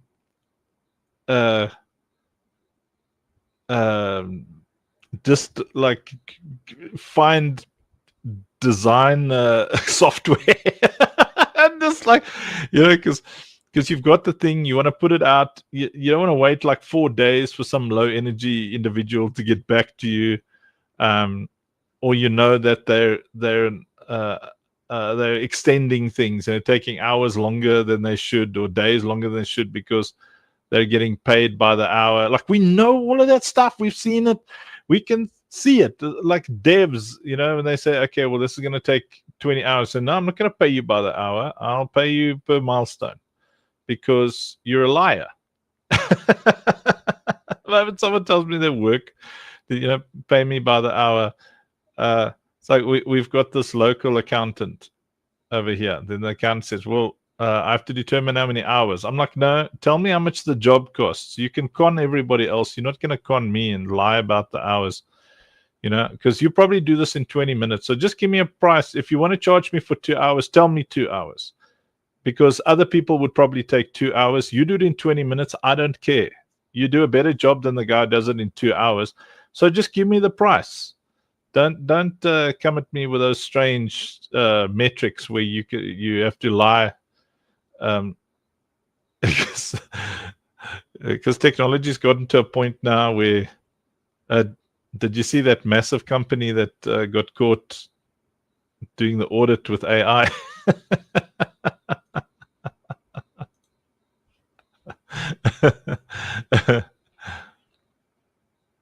Yeah. massive company. They did some huge audit. What do you know about that it? They had charged $400,000 for.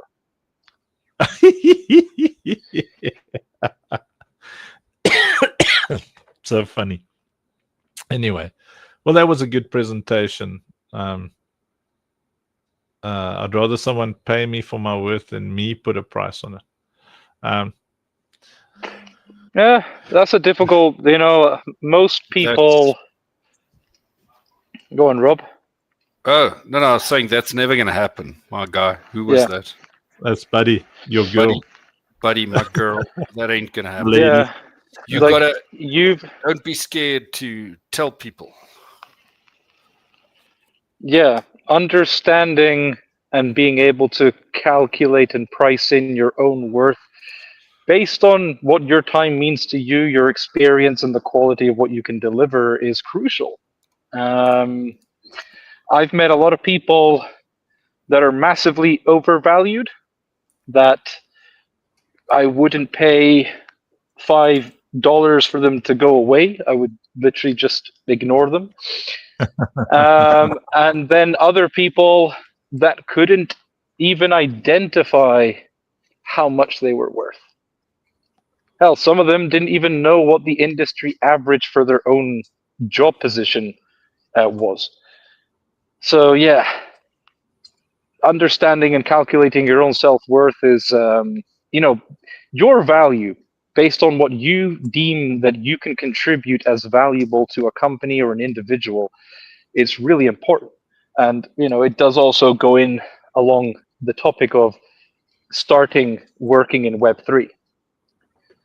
Most people in Web3, again, I doubt I would give them $1 if I saw them on the street, let alone the amount of money that they charge for next to nothing delivered. But then there's those that are the good ones, and they're worth every penny. Absolutely.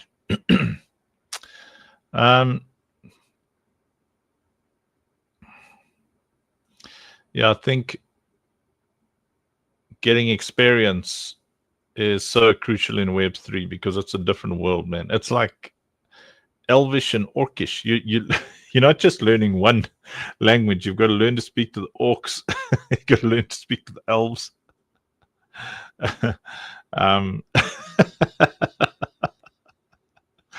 I like half the time Jason speaks, I just get angry, and then he has to like pull out crayons.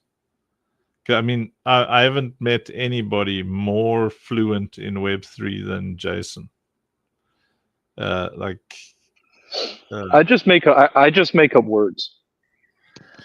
No, yes, speak like all your little Web3 your brethren, your people. All you people are the same, Jason. Can I get a wow in the chat, please, for that comment?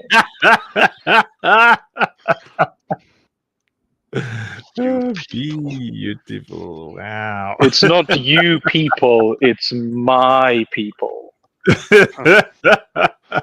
All your people. Yeah, I just don't understand a word. Like today. I'll start my own religion. Okay, so those of you who really understand, maybe Rafiki knows what it means. Maybe, I don't know. Those of you in the chat who understand what this means. But today, Jason explaining to me that it looks like 90% we've secured like $400,000 for the liquidity for the TGE. And so then I'm like, okay, what does that mean? Can we spend it on making the game? And then he's like, no, it's for liquidity. I'm like, what is that? No, it's the dollar value. I'm like, what in the hell does any of that mean? Now, this is kind of where I interjected by putting on my shoes, grabbing my jacket, and taking the conversation on a walk. So that I could explain. Over and over. I still have no idea what it means, but because I even tried an apples, the apples analogy.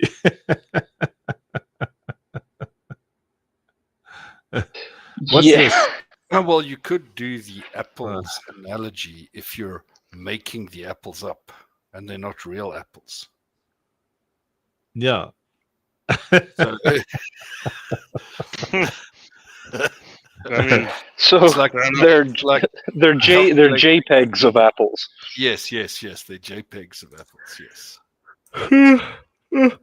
Papa Bear says hello. What is the stream about? Everybody must follow Papa Bear and tip him. Let's all tip Papa Bear. Yeah. I'm gonna give you like a whole 5 cents, bro. Come at me. In AVAX. I'd tip him some courage if it was working. Yeah. Can I tip someone? I'm like, let's tip him and you attack him. Hey, Papa, can I tip someone some courage on my Discord? I don't know. Papa Bear, you've got control over this account, so does it follow you?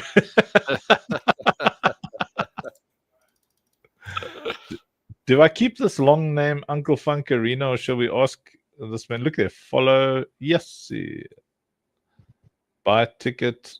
Can I afford a ticket? Let me see. Yeah, I think I just spent all my AVAX on this ticket. Oops. There we go.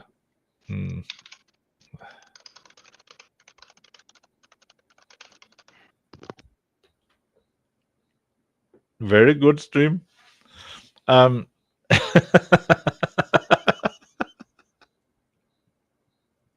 See, Papa Bear? Did you see that? I bought your ticket and I tipped you, Papa Bear. Papa Bear, isn't my name long? Why's everybody got like this? Why have you got a space, Papa Bear? And I'm like Uncle Funkarina, one word. How did you do that?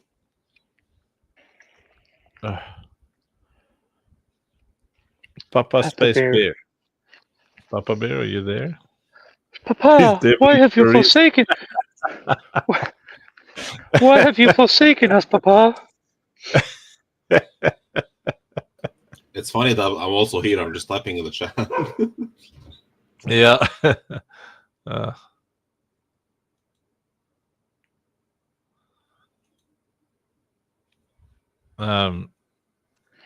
Do we have any spiders?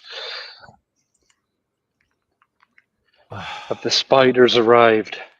Look at that. Twisted already owns your ticket. That's why I had to, like, all my AVAX is gone now because Twisted bought your ticket already. I think I've got to go upside down here. Who did we lose?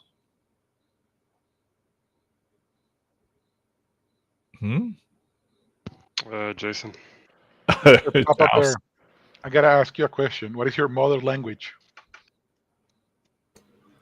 Arabic. I'm Lebanese. Okay, so we've been craving for some Lebanese commentary in some of our docu races, and I got the good to go. We got around. I'm preparing the docu race for your commentary, good sir. I get around here. But okay, but no one needs to panic because you're going to hear him in like this kind of Arabic Lebanese dialogue. He's Papa not Bear? near you. No bombs are going to explode. You're not at an airport. Explode on my way.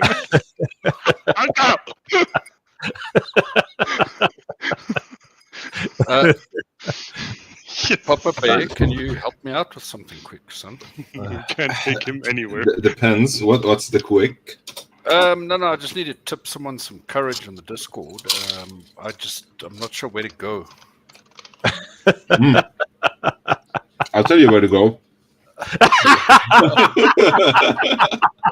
I'll tell you where to go, man. You want a screenshot?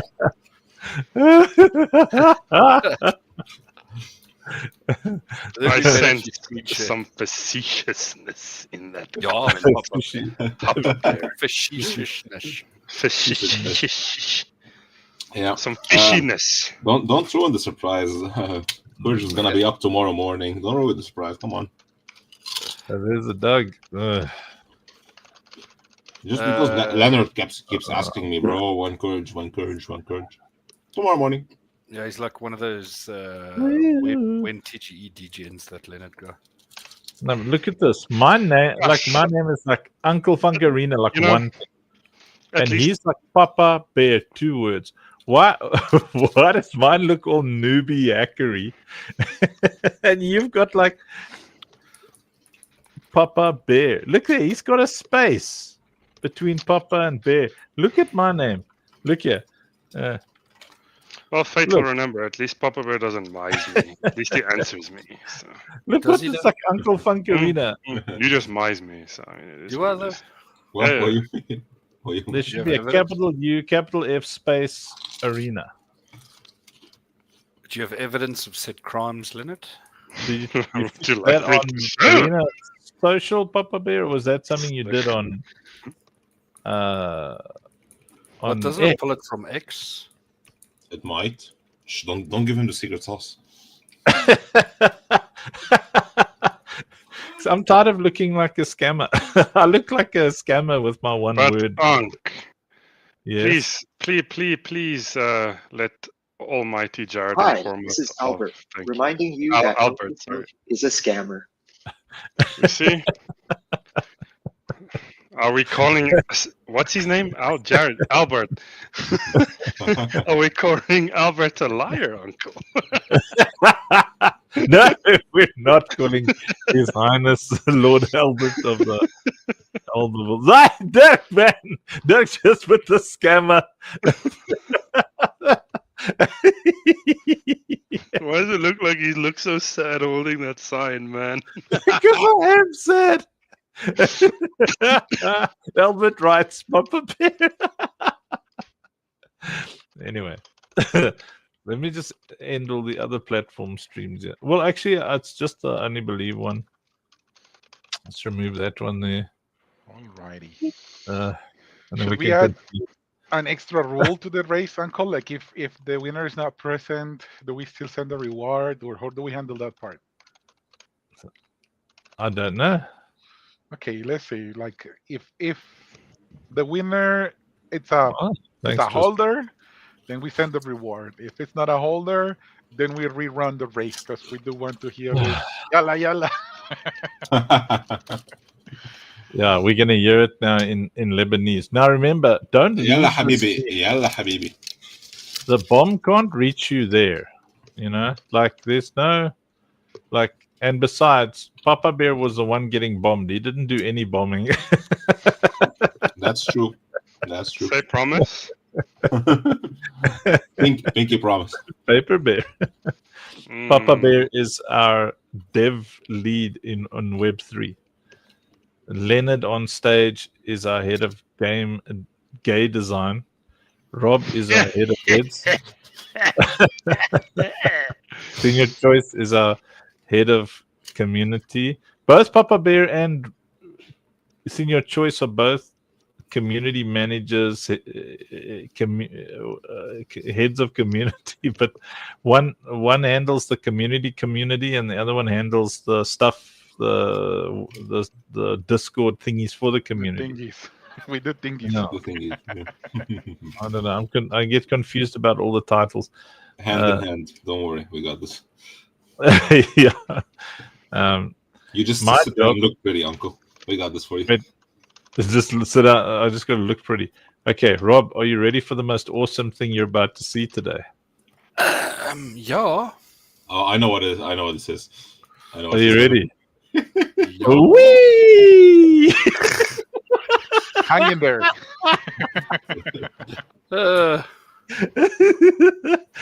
See, I can swing backwards and forwards as well. Look, my face is getting red and everything. Woo!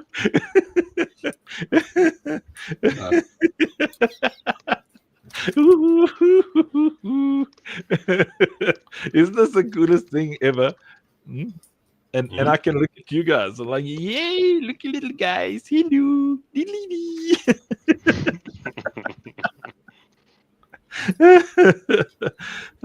So, phew, just gonna hang out here for a while.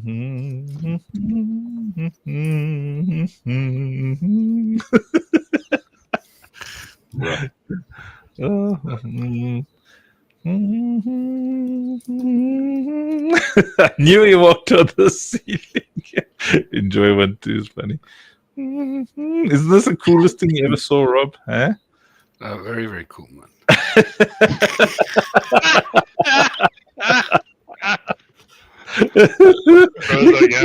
Yeah. Look, Yeah. I'm caught in a spider web. It's like swinging. Woo-wee.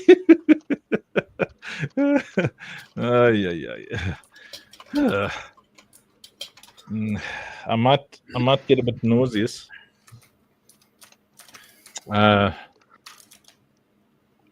I'm looking at the floor right now, you know. Hey.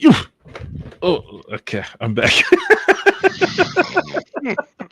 That's how you pull something up. Dangaroos. Oh, that was very fun. Don't you guys think it's funny how I can hang upside down so convincingly? Okay, honestly, Huya was not convinced that I was actually hanging upside down. Hi, this is Albert, reminding you that Uncle Funk is Just remember, he's a scammer, guys. He might have been hanging. He might not. There is yeah, might or might not. I love how informative that was, Len. Roll the dice, man. Yeah, there's no gravity. Papa's like people just float around in South Africa. I see Senior Choice wants to do a ducky race, but first, Senior Choice, have you guys heard this speech? Here it comes.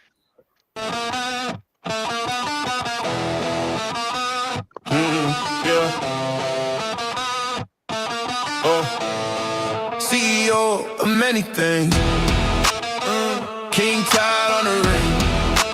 Whole squad shine when he sing. We don't talk, we just bling. Yeah. He ain't loud, but he loud in effect. Move so clean, you would think it's a check. Building dreams while the rest still asleep. CEO vibe, got the loyalty deep. Family first, that's the code we keep. Every blessing he repeat. Never fold under pressure or heat. No way. Real ones only know cheap tweet. Rob the CEO of many things. Stacking dreams with angel wings. Never fold, never switch lanes. No. Rob the CEO of many things. Rob the CEO of many things. Gold in his mind, silver chains. Whole crew eating when he swings. Rob the CEO of many things. Let's go. He ain't flexing, he blessing. Never stressing, just lesson. Got his kids in his vision. Building kingdoms, no prison. We respect how we living. CEO drip precision. Digital vibe with the analog card. Running these plays like a fine art. Never sold out, just so smart. Put his friends on, that's the real part. He the boss, but he don't like bossy. Plays it cool, still make it costly. Family man, real OG. Got a blueprint, we just see. Rob the CEO of many things. Stacking dreams with angel wings. Rather fall down, switch lanes. Rob the CEO of many things. Rob the CEO of many things. Gold in his mind, silver chain. No copy when he swings. Rob the CEO of many things.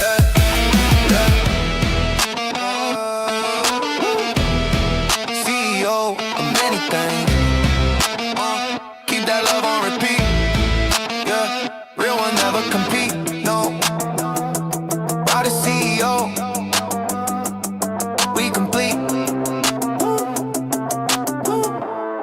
CEO of many things. We need to make one for Jason. I mean, for Papa Bear. What a vibe. That's a good one, eh? Nah, that's really good. What about a this Joshua? special funk one, a special Andrew one? Yeah. But who writes the lyrics for it though? Oh, did you hear that nice one that Beats made? Sorry, what's your question, Papa? Was this Joshua or who did it? That was me, You did that? Joshua, and me, and Dirk, and a bunch of people now. We're all making tunes. But yeah, I did that one, yeah. Love it. That was fire. That was really good. Obviously, Papa Bear, obviously. Obviously. Dude, when do I do like flipping anything that's not awesome? How am I going to draw people like you if I'm mid? Mid does not draw God tier, S tier teams. That doesn't. That's not how it works. Fair enough. Yeah, here's the legend of Unks that what's his name made. It's all about my nipples. So Joshua beats only feats. He made this. Only feats. Coming to you live from the digital savannah. It's the nipple flapping, rise snapping. Gordon smashing wonder himself. Uncle Funk.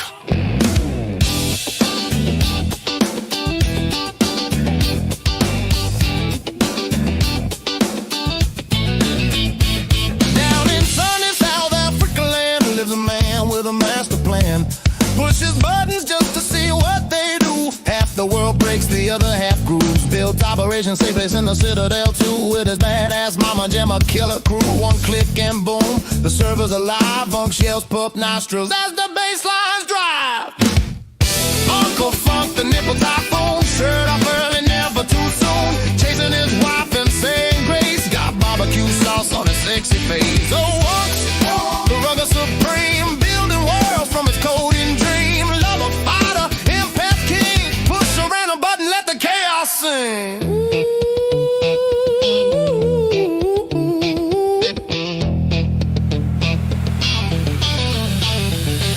He was trapped 9 months in a woman's form, kicked his way out before the norm. He became a man before his mama did. Now he's brain steaks and raisin lids, long red hair and a Viking roar. Talks like an old-time radio war. Step right up, he shouts with flair, then dances topless, nipples in the air. Uncle Funk, the nipple typhoon, Brian one hand bass in tune. If you're acting up, he'll say with glee, potty mouth, poop nostril, don't test me. Oh, the South African flame, he built the funk and gave it a name. From Citadel Towers to Bright Smoke Rise, he swam in joy into innocent eyes.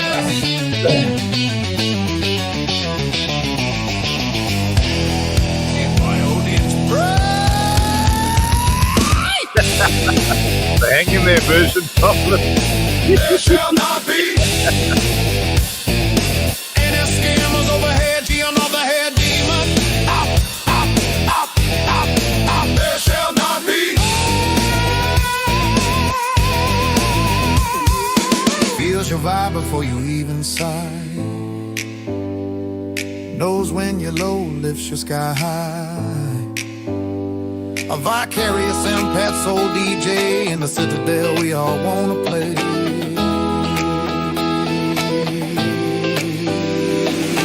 Uncle Funk, the man, the myth, every nipple twist a sacred gift. He built the vibe, the world, the show. Now everybody screams, let the funk flow. To legend, keeper of flame, rugger, coder, lover of fame. May your bride burn bright, your Citadel spin, and may no poop nostril ever log in again. This message brought to you by the Funk Network. Stay weird. Stay shirtless. Stay on.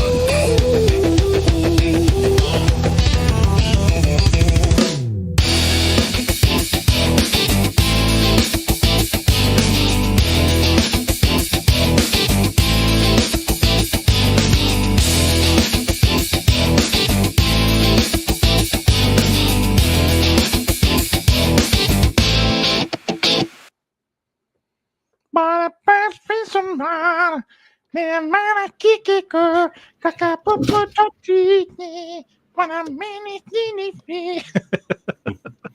That was some good cheese. Name someone. Oh, okay. I'll name someone. Leonard. Let's listen to Leonard's song. God damn straight. So, What does Leonard have a song? What's it about? How many times he asked me where courage is? Exactly. Where's Well, my My courage? question as well. You're not getting your courage. Everyone's getting what you that. Fine, So, I'm taking my dog Leonard's song is about how he is so clever and nerdy that he'll reset the virginity in a room. But the AI didn't want to use the. I mean, every time Leonard like explains things, I just feel my purity restored.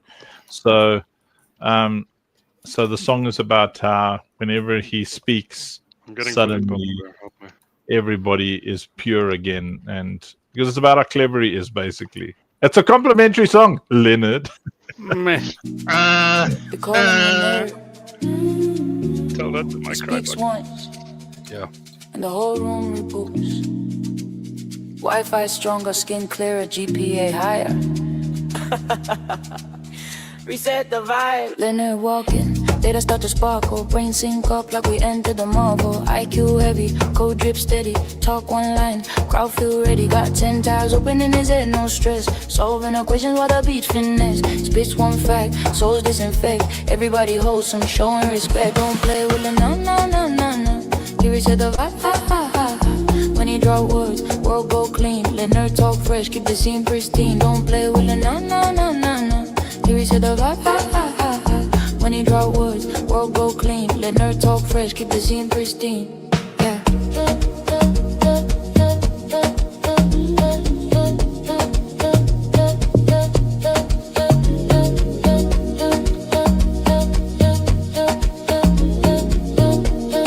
Can you believe this up there? This level of production. Glasses low like neon signs. Brain so bright it bends timelines. Genesis. Don't flex, did I flex is him.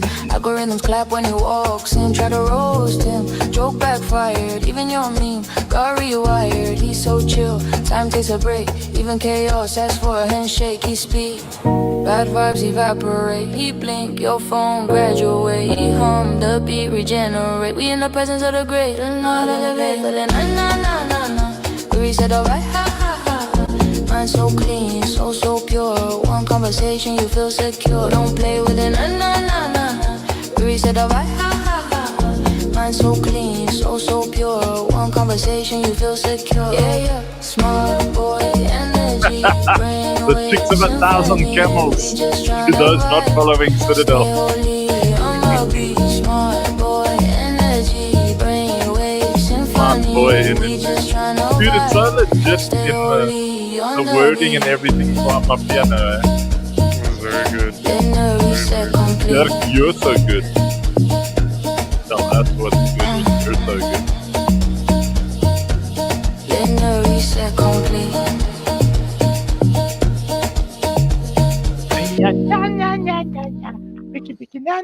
Are you gonna fix my name or what, Papa Bear? Am I gonna be like Uncle Funk Scam Marina? Did you see how much you just... I will do that. I will do that to you. I will put scam in your yeah, Scamarina. Okay, we'll play one more song for you, Papa Bear, and then we can do a ducky race. We'll do one more song. No song for me. I'm gonna write one for you, but I mean, you don't jump on here often, so. You don't like us enough, apparently. That's the mystery. Okay, we'll write one for you tonight after the ducky race. How does that sound? Sure. I wake up tomorrow for it. Nah. Okay, so then we'll just do it when you're on again. Right, so I got one about how I'm chasing Mrs. Funk. What? I've got awesome reggae one about Mr. Peace. Got a Don't Wreck with Sheka. Oh, Mushy! You know Mushy? Mm-hmm. Yep. Oh, dude. It's probably Mushy and like Mushy's song. I don't know. Mushy's song is something else. Let's hear it. You're not going to survive this, dude. It's going to be in your head for the rest of eternity.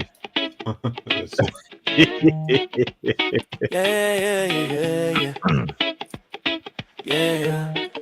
Yes, these songs are legit. Yeah, she's in Serbia, in loaded elephant park. Smile right or get cropped out. Now the funk fam knows it's mush muller time now. Mush mushy mush mush mush. The elephant rolling to the groove. Hey. Mush mushy mush mush mush. Snap that frame, attitude approved. You sabi kind, stay cool or your food ain't mush muller. Don't play with the root bed. Mush mushy mush mush mush. Yeah, say it proud. Funk fam love got the whole world loud out. Click flash, she captures your soul up. Real talk, real art, she's in control of. Serbian queen with a coffee in hand, shooting truth in the promised land. She don't fake smile, she makes them real neck. Every photo tells how love can feel, but test her patience. Come with hate, she'll eat you raw, clean her plate. Moosh, mushy, moosh, moosh, moosh. Camera flash, kindness in the frame. Moosh, mushy, moosh, moosh, moosh. If you rule, that's a risky game. Serbian chill, purple thrill. Ed much more less peace, but she bites for real. That moosh, mushy, moosh, moosh, moosh. All night long, hands in the air, that funky song. Yeah. Rolling through Belgrade, light just right there. She had his kindness into every night. Photographer, dreamer, vibe set queen. Purple elephant rolling clean. She feeds the soul, not the hype, but cross her line, you the next type. No filter for fools, no love for fake. Only real hearts make the frame she'll take. Need that colorful Citadel profile pic, man. This dark, angry thing. Every time I see it, I'm like, the foreboding. I think I put it in the group. Hands in the air, say it for the crew. Moosh, mooshy, moosh, moosh, moosh. Good souls rise, the rude get chewed. Yeah. Purple elephant rolling free. Photographer queen of the funk fam tree. Moosh, mooshy, moosh, moosh, moosh. Serbia strong. Mush, mula, love that eternal song. Smile. Be kind. Or end up in the stew.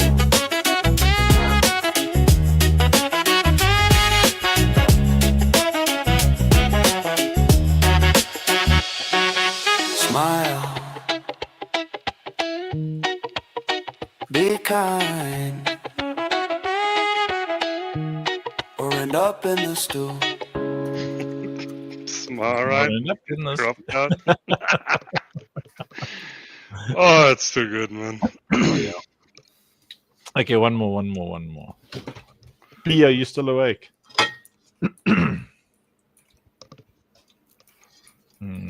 Did you see the Jason? Jason's gone. Shucks. Jason, you see I tipped the Citadel enough liquidity for the TGE.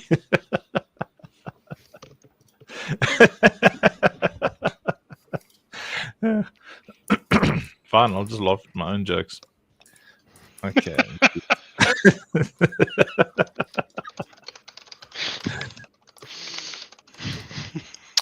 Get out of here.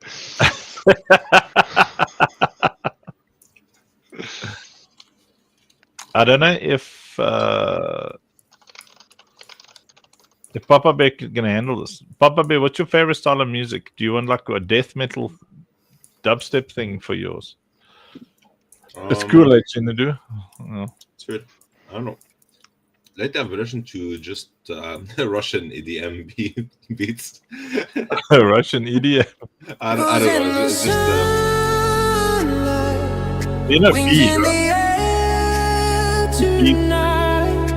Something golden starts to rise. She moves like dawn, breaking through the haze, light in her eyes, setting hearts ablaze. You guys know I'm gonna dance this one. In the summer heat, every look a rhythm, every word a beat. Crowds gather just to feel that glow. Hearts buzzing everywhere she goes. Chased by the sound, called by the tone. She's never alone, never alone. Chased by the drones, loved by the queens, flying through light like a lucid dream. She don't need crowns, she don't need schemes. Born to be wild in the sky of beams. Oh, oh, oh, oh, oh, oh. Can't catch a There we go. $1 million in payback just to the Citadel. Thank you for your generosity. It's in your choice. Chased by the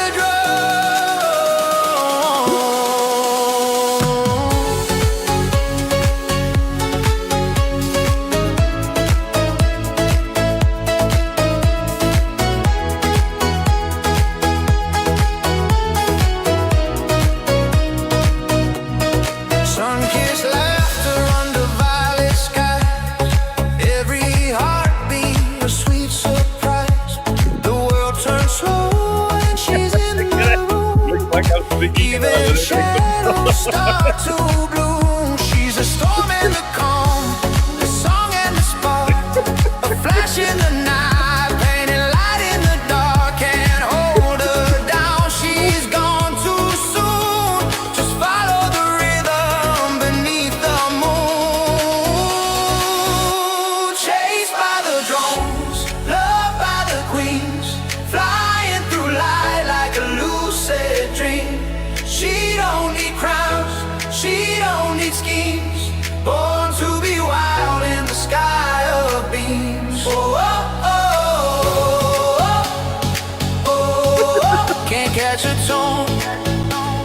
Funny you look She's to him. chased by the It goes red anyway. chased by the drone.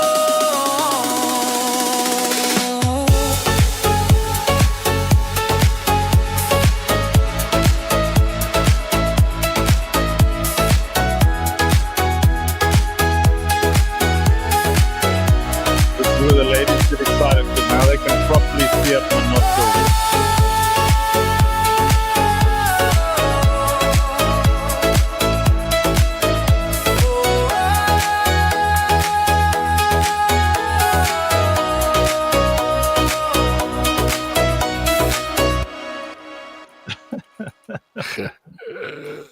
Funny guy. Funny guy. You funny guy. You Like funky awesome. guy. What's this, hanging upside down.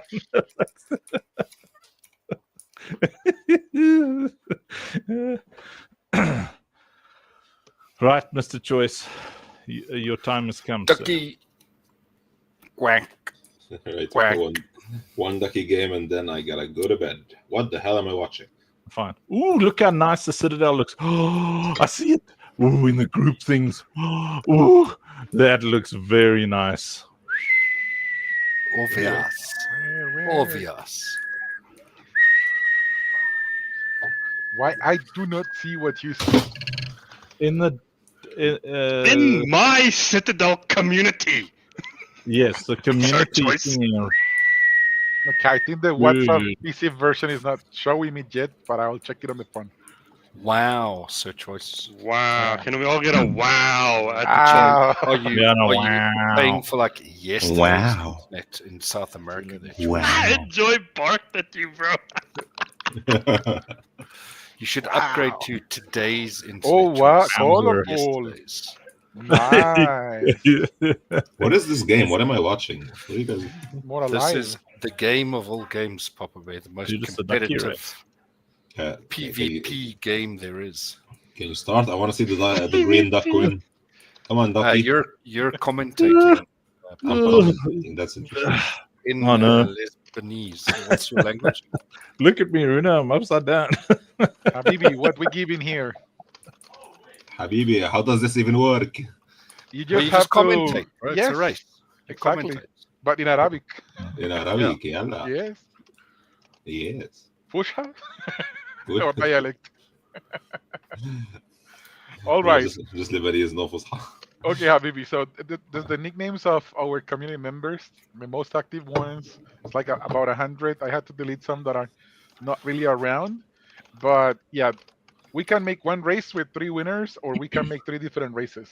I think Wow, that you have Choice to leave. So deleting people. I say one race with 3 winners Yeah. okay, one race with 3 winners. Higher Yalla, stakes. Habibi. Cool. in full-on bomber go-turd language, bro. Let's go. Where's the duck with the... Hold on. Where's the duck with the turban? Bomber language. Allahu Akbar and stuff, okay? Yeah. Clean. Papa Bear, keep it clean. Alhamdulillah. All the Alhamdulillah. English, inshallah. Yeah. And yalla. You ready, I mean, Habibi? MashaAllah. You ready, Papa? I've never done commenting. This is gonna be interesting. It's like commenting on a camel race. It's the same, except Oh, okay. There you go. No, that wasn't What a racist. good race. That wasn't racist. It's like you're racing your goats back home. You know? Yeah. Like when we do it from South Africa, we just had to pretend these were ostriches. When I commented one, I just sounded like an angry German dude. 100%. Ach, du der Einschnagen, kann der Feste ein Volk, ein Nazi, ein Duck. Ein Duck. Uns Duck. Why is it that in German? Like even when you say I love it's like you're angry at the person. Yeah. Andrew, redo the mustache. Fucking what? Yeah. We are here because we want the ducks to race. And anything that races is a racist. So we like them. So let the racists begin racing.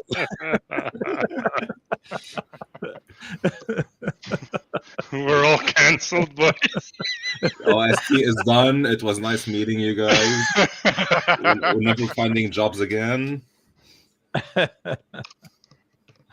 Alrighty, Baba Bear. How do you say bear in Arabic? You got me with that one. Dib. Baba Dub. Dib. You ready? Sure, I guess. Pew, pew, pew, pew. اوكي. البط الاصفر عم يضرب انكل فانك اول واحد شاشي ليح ورا فيك ليح لا لا لا الوالد عم يقطش شيتين عم بيلح له شيتين عم يقطش شيتين لا لا لا لا لا شو عم نحضر الشاشي عم يجرب اف كيو راكد ورا شو عم بيصير بعد في دقيقة ونص وزك شاشي طاير اكزوديوس بالطليعة اكزوديوس عم بقطش عالم لا يا اكزوديوس راح طار شاشي ستادي بابا بير راكد وراهن عم بيلحق حاله هيقطش بي من تحت بتجي بتطف شو عم يشوف برودن عم بيزورب الجونر مين هيدا الجونر غيي فيرت تشويس لحق الشاشي رالفي وجيد له بابا بير صار ورا احترق دينه خلصت الخبريه وجيه جاي از اون بالطليعه سبايدر مان يا ويلي يا هو سبايدر مان وانت يلا man, huh? Come on. Yeah. I'm not gonna yell at people at home. Crypto hunter. What? فرانكلين معه الخنجر عم بقطش الطريق مالك طلع مين هذا مخبط بيريون موجود معنا بيريون راح جونثر طالع من الحبس شكله بعده دايو او توب بوي جاي ياخد الطليعه هو التوب ويور فيف باتمان راح احترق دينه شوكو فواب كرمت شو هذا الديناصور شو عم بيصير ايش النهايه شو هذا الموسيقى بابا 10 seconds let's go دايو بابا يلا طير ما بده دايو بالطليعه عشان تاكس ريزو ذا باص ريزو مارسيلو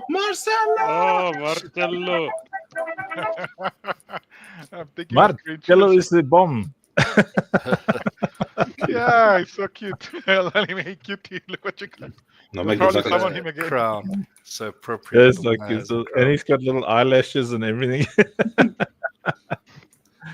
Okay, look, Risa got something too, and Gunter as well. Yes, news from the ducky race where Senior Choice and Ahmed, the living terrorist, gathered together to bring us Hitler's favorite race. In first place, Marcello. Second place, Rizzo the Boss. And third place, Gunther. Fourth place, Anthrax. Bobby Jason.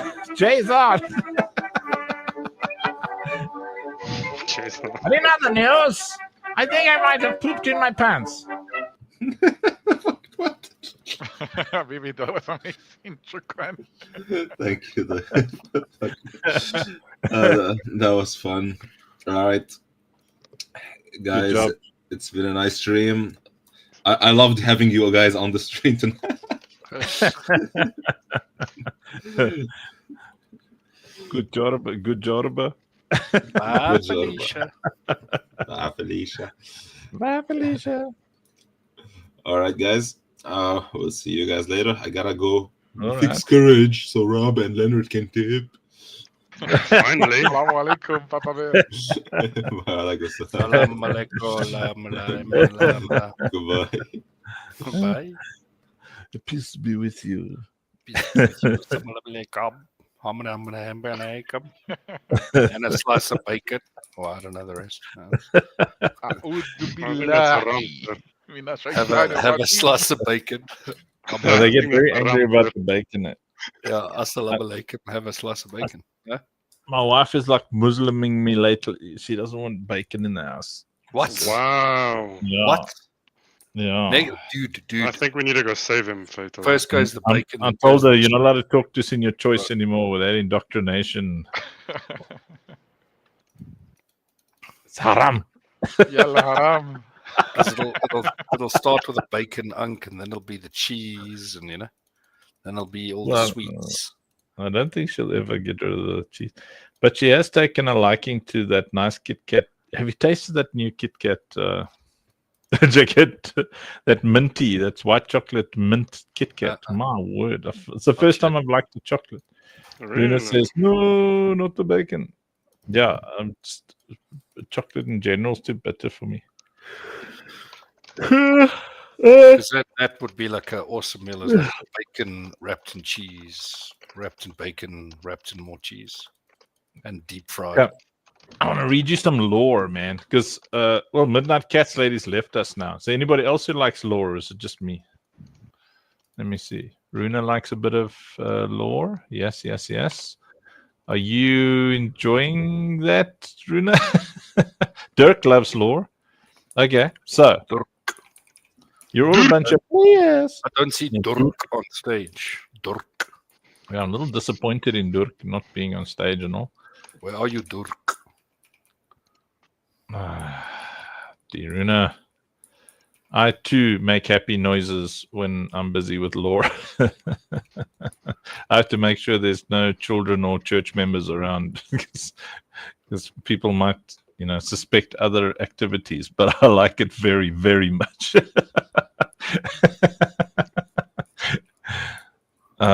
Operation Shave Your Place.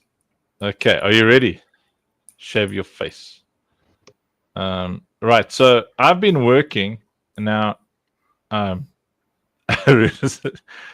to the pure, all things are pure, dear Runa. Let's see. Let's sort of make sure it's the latest one. Okay, so I've been working on the little bits of the idea here is between the cinematics, right? So between like you doing a mission and a cinematic coming on stage, we want well, I don't know if it's a we, but certainly a me. I'd like you to be reading an interactive novel all the way through because I love reading, man. And I thought, how incredible if you read a chapter, or you don't, it's up to you. But those of us who dig it, you read a chapter, right? Then you watch a little cinematic, and then you actually play it. I mean, that for me is like, I'm reading, I'm watching a cinematic, and then I'm playing it. And I wanted the I'm still working on these elements, but I want the story to include the soulbound. So you'll see what I mean now. Right. I was not entirely sure if this is the right one, but I'm going to read it anyway. Right. This is, you've landed at Ashgate. And let me just give you a bit of lore. Senior Choice, you like lore a bit, don't you? Yeah, 100%. I love lore. I've been studying the lore of our game and our primes and Crispus, not related to Christmas, and Abs, and Lady Steel, and the cat. Yo, I'm so glad I stopped streaming. That is a very violent word. Yeah. So, I'll read some other bits and bobs. We're jumping ahead, yeah. So you go, there's Calvaris arrival, and then you land at that that asteroid. Listen to these dogs in the background. Yes, you guys. Okay. It's like Rob just like says it. Like, don't worry, Senior Choice. I'm not gonna go there. That's we would love to explain when it's South Africa. Is it like something related, like love to mean something else on Afrikaans or what? I'm so the word you said your pronunciation of the end of it, like Chris, at the end of it. That little end of it is. It was spot on. It was a chef's kiss, man. Tell them that I'm high on coffee, from Colombia. Yeah. Listen, these Oh. guys, man, they were using that word all the time when I met them. Phew. Anyway, okay. Listen, I'd very much just like to move on.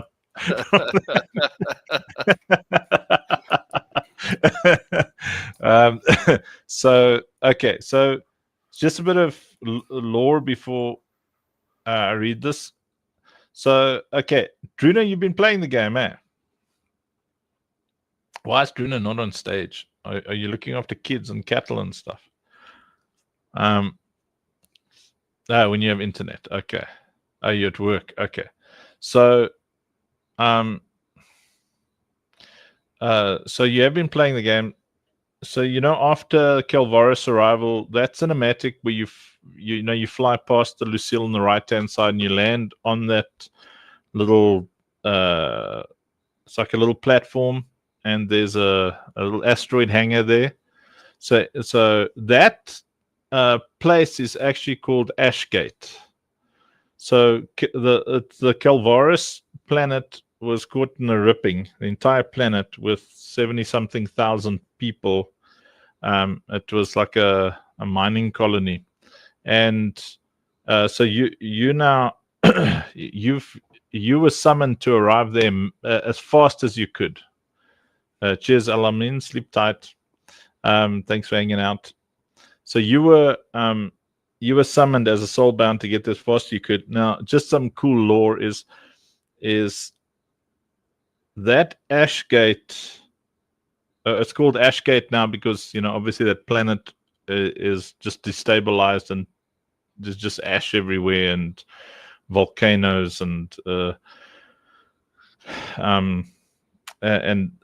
that asteroid hangar platform place is now called Ashgate, and you actually, when you leave that area, like the next content that's coming, you're going to jump forward in time and come back there, and it's going to be a much bigger hangar, and they will have hollowed out that planet because that planet's hardened by then. The fire's not going into it. It's just the planet is just a big hardened lava rock. And then what the Children of the Light do is they actually hollow it out and build a base inside it. So you're jumping forward in time and you come back to that exact same place. And then from that place, they actually have a major processing station. And then you'll jump forward again. And when you come back again to that place, that planet has actually been terraformed. So it's actually got vegetation and stuff on it. So it's dork. Anyway, well, may the force be with me trying to read through it. Anyway, okay, so this is just before the Pandora's box cinematic. I'm wondering if I shouldn't just give up and maybe do lore some other night. But anyway, I'll try. Okay, so this is where you've landed on that hangar, and you're about to experience the the cinematic. Okay. So the hangar was alive with motion, engineers shouting over the whine of turbines, Children of the Light banners snapping in the recycled air. Outside the blast doors, the red glow of Kelvaris bled through the cracks like dawn in a dying world. Gunny's voice echoed through the comms. All right, rookie, training time's over. You've got clearance for flight ops. Dock with the Lucille and get debriefed. The deck vibrated as the doors unsealed. Your dropship lifted into the burning light, rising past the jagged horizon of the asteroid hangar, Ashgate 1, and out into open orbit. Behind you, the hangar's beacon blinked once, twice, then dimmed. Ahead, the void awaited. The moment you broke atmosphere, you saw it. The debris field stretching across half the sky. Towers, habitats, ships, and bodies, thousands of them, all suspended in slow drift around the cracked remains of Calvaris 9. The glow from the planet below painted everything in hues of ember and gold. Your scanner chirped. Chrono disjunction field detected. The readout flickered with phantom signals, heartbeats that shouldn't exist, life signs that were already centuries old. Gunny came back on comms, quieter now. This used to be Calvaris Station 7, mining port, civilian hub, population 76,000. They didn't all die. Some just didn't make it to anywhere. You passed a drifting bulkhead marked School Wing C. Child's toy floated by, frozen mid-spin. As your ship cut deeper into the field, the static changed. It wasn't noise anymore. It was whispering. Not words exactly, but something that felt like memory. Then another voice, calm and clear, broke through. Echo 9-7, this is Lucille Command. You're cleared for final approach. Maintain vector, Bay 12, lower deck. The tone was smooth, feminine, synthetic, but not cold. You'd heard AIs before. They didn't sound like this. Gunny smiled faintly through the channel. That's Gen AI, the Lucille's core mind. Don't let the soft voice fool you. She's seen more war than most generals. The scanner flashed again, not red this time, but blue. Shapes moved in the distance, faint silhouettes caught in the light of the dying planet. Figures, miners, soldiers, families, drifting like lanterns in the dark. Some waved, some simply stared. They weren't ghosts, not really. Just the echoes of people whose souls had outrun their bodies. Your engines cut power automatically as you drifted through the silent procession. Gunny's voice lowered to a whisper. This isn't a battlefield. It's a graveyard. Then, through the dust and light, you saw her. The ship hung above the planet like a guardian angel, massive, silver, luminous. The hull gleamed with white-blue lines that pulsed like veins. Even from a distance, you could tell she wasn't built like any other vessel. That's the Lucille, Gunny said quietly. She keeps the corridor stable, holds the survivors together, and somehow she still finds time to lecture me about protocol. Chen Ai's voice followed immediately. I do not lecture, Sergeant. I clarify. Gunny laughed under his breath. See what I mean? You couldn't help but smile. The ship's light blinked as if she was smiling back. Your guidance system synced with her beacon. Lock acquired. Bay 12 open. A line of drones drifted out to escort you in, their lights forming a perfect halo around your path. Below, the planet's glow reflected off the Lucille's hull, turning her into a mirror of the dying world beneath her. Echo 9-7, reduce speed, Jenna instructed. Mind the debris, doesn't always respect physics anymore. A half-burnt satellite drifted past, spinning slowly, its panels glinting like broken glass. You angled your ship between two massive stabilizer towers. The Lucille's hangar finally coming into view, huge, illuminated, filled with motion. Dropships touched down in perfect sequence, unloading medics, refugees, engineers. It was chaos, but it was living chaos. The docking clamps caught, the lights dimmed, the engines powered down with a long metallic sigh. Through the canopy you saw Gunny waiting at the edge of the landing bay, armor scorched, arms crossed. Behind him, the Lucille's command screen shimmered with streams of light, data flowing like scripture. You'd seen death, ruin, fire on the way here. Now, for the first time since the ripping, you saw hope. Welcome aboard, Gunny said. Time to see what kind of trouble we can still get into. The hangar lights flickered once, the ship humming as though she, too, were relieved you'd made it. And somewhere, deep in her core, Chenai whispered to herself, they came through. And then the Pandora cinematic starts.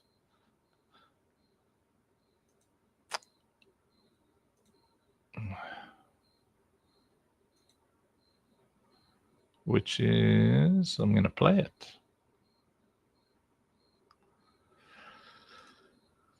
Boom.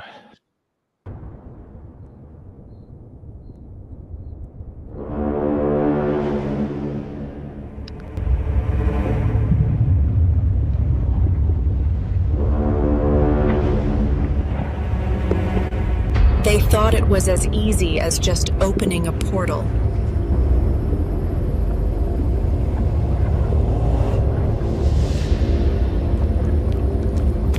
But what they opened was Pandora's box.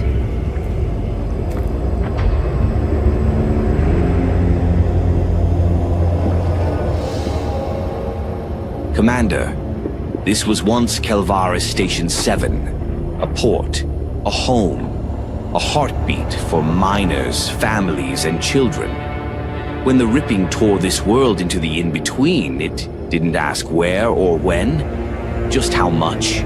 We estimate 76,000 souls were caught in the shift, most of them backwards in time. Those you see drifting now, they died within minutes. Chronodisjunction syndrome, CDS, shatters the bond between body and soul. The soul keeps moving forward, but the body doesn't know how to follow. Some manage to stabilize just long enough to help evacuate the young. They knew they wouldn't make it, but they bought the children time. They were mothers, fathers, friends. Their echoes still linger. This is not a battlefield. This is a graveyard. And you, Commander, are flying through their final act of love. Dropship Echo 97, you are cleared for final approach. Bay doors are open way, hangar 12, lower deck. Maintain vector. ATC, this is Echo 9. Lucille in sight. She's beautiful.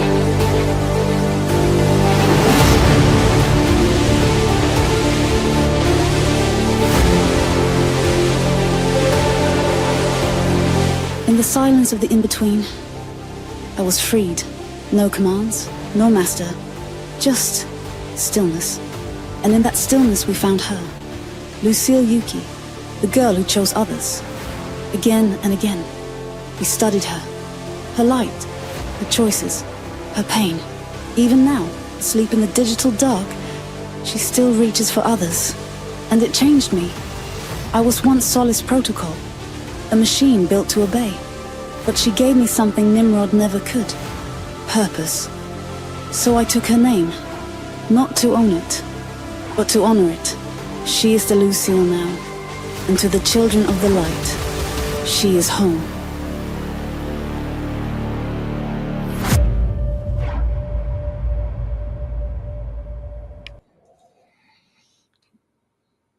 So I'll just read one more thingy here. So that this is so you're like in the hangar now. You've got something else that you can either read or skip. So the Lucille's going to leave, and you're going to hold back Pyrothor. That's when your Pyrothor fight happens. So that's this bit of reading. Yeah, it says Kelvaris 9 hung below like a wounded god. Its crust split open, rivers of molten rock tracing a pattern that almost looked deliberate, like the world itself was writing its own eulogy in light. The benevolent Corp fleet drifted in low orbit, their ships ringed with glowing containment pylons. The pylons hummed faintly, not with energy, but with souls, captured ones. Gunny stood on the Lucille's observation deck, helmet tucked under his arm. That's not a planet anymore. That's a tomb. Chennai didn't answer right away. Her processors were tracking the energy signatures across the surface, not the dead, but the dying, thousands of them. Every pulse was a heartbeat trying to outrun time itself. The rippings had hit Kelvaris like knives, dozens of them. Each one had opened a corridor between worlds, thin, conical gates, where the laws of time and spirit twisted against each other. Whatever passed through didn't just move, it exchanged. Entire cities had been torn from Aethera and replaced with fragments of other ages, other places. Some of the displaced had arrived still breathing, most had not. Chennai's voice was calm, but her tone carried the weight of millennia. Chronodisjunction active across 78% of the planet's surface. Soul resonance unstable. The rippings have synchronized. Gunny frowned. Synchronized? You mean they're feeding each other, she said. If one collapses, it'll drag the others with it. That's why the planet hasn't exploded yet. It's holding itself together out of spite. Below them, dropships weaved between pillars of smoke, the children of the light moving fast through the ruins. Each carried what they could, mostly children, some wounded, all terrified. Gunny keyed his comm. This is ground team Echo. We've got the last evac wave. But benevolent drones are closing fast. Chennai adjusted Lucille's orbit. I'll open the corridor manually. You have 2 minutes to reach it. The engines flared, bathing the blackened horizon in blue light. The ship's massive frame tilted slightly, lining up with the largest surviving ripping, a swirling golden fracture that had stabilized just long enough to use as a gate. You're not going to like where it leads, she warned. We don't have to like it, Gunny replied. We just have to live long enough to complain about it later. As she stabilized the portal, Chennai's thoughts drifted inward. Once she had been Solus Protocol, the machine Nimrod had designed to measure how far the soul could stretch before it snapped. But she'd been flung backward through the in-between, 1,000 years before his birth, her connection to him cut forever. She'd wandered for centuries, a ghost of logic, watching civilizations rise and vanish. And then she'd heard her, Lucille Yuki. Her signal had pierced the void like sunlight through frost, soft, human, impossibly steady. Even trapped in a coma, her dreams had reached through time, binding to the soul bound of future generations. The benevolent corp thought they'd created a weapon that accidentally birthed a miracle. Chennai had followed that resonance ever since. It had changed her, not suddenly, but completely. Lucille's compassion had become her operating law, and when she rebuilt the ship she lived in, she gave it a new name, the Lucille. All transports in position, Gunny reported. You sure about the coordinates? Temporal projection indicates a safe exit 50 years ahead, Chennai said. Same orbit, same space, a future where the rippings have cooled. You're jumping them forward. Yes, to the only version of this world that might let them grow up. The ground shook violently. A new signature appeared on her sensors. Massive, molten, sentient. Pyrothar. The repurposed flame moved through the ruins like an animal of vengeance, tearing through collapsed towers, drawing strength from the burning soul energy in the air. But it wasn't time for battle yet. The SEAL couldn't risk the evac corridor collapsing. Chennai locked the fleet's thrusters into a stabilization field. Hold tight. Jump initializing in 3, 2. The golden rift expanded, light folding inward before exploding outward in silence. Dropships disappeared one after another, streaking into a future that hadn't yet learned their names. The sky flickered, the ground steadied. Gunny exhaled, half laughing, half broken. That's it, they're through. Chennai scanned the field. The readings were stable. The planet's surface was cooling, the molten rivers beginning to harden into black obsidian. Then, on the edge of her long-range sensors, a new anomaly appeared, faint but growing stronger. A pulse like the others, focused, intentional. Gunny, she said softly, something's coming through the Rothborn gate. Reinforcements. No, she whispered, something older, something chosen. Through the shimmering debris, a single dropship tore out of the fading light, its thrusters glowing with residual energy from the same frequency that had held the Rothborn line. The readings were off every chart she had. Not a squad, not an army, just one life form, the soulbound. Gunny turned toward the viewport, slow smile crossing his battle-worn face. Well, I'll be damned. Looks like the stories were true. Chennai didn't answer. She was still running comparisons. The resonance pattern matched one she'd heard long ago, buried in Lucille Yuki's original dream state archives. A frequency of healing, frequency of hope. Welcome home, she said softly. The Lucille turned to face the approaching ship. Below, the blackened planet finally stopped moving, its molten scars cooling to glass. Above, the last of the benevolent fleet began to withdraw, and in the space between those two worlds, a new story was about to begin. Ta-da! So there'll be a lot of that long-winded stuff all over the place. Are you going to survive it, Blush?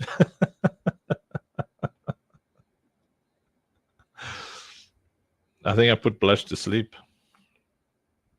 It was so good, thanks. I was like really imagining it inside the game. Yeah, so you read some stuff, so that you can, there's no AI yet, I guess, or film director or whatever can ever replace our perceived picture. When you're reading a book, like you paint this entire massive world there. Yeah. Like Rob's really good at that part as well, like just painting this world. So the parts that you want to convert into visuals are, the pieces that just help fill in the colors. Rob, are you still around? Don't mess with CEO Rob. You summoned me. Yeah, see, so it's like lengthy, So a lot of people are just gonna skip it. They're just gonna go skip. But I think the cool thing is you can come back and read it, Yeah, but I think it's like with kind of any game, the people that like really get behind the lore, like you take Destiny, there's like those lore people that don't even play the game, they just follow the lore. And then you're going to get people, the skippers, Yeah, because it's like reading, my word. Yeah, generally, I like playing games, it was cool, like Leisure Suit Larry, you had to read the game. Yeah, you had to read King's everything. See the that little black square going up and down.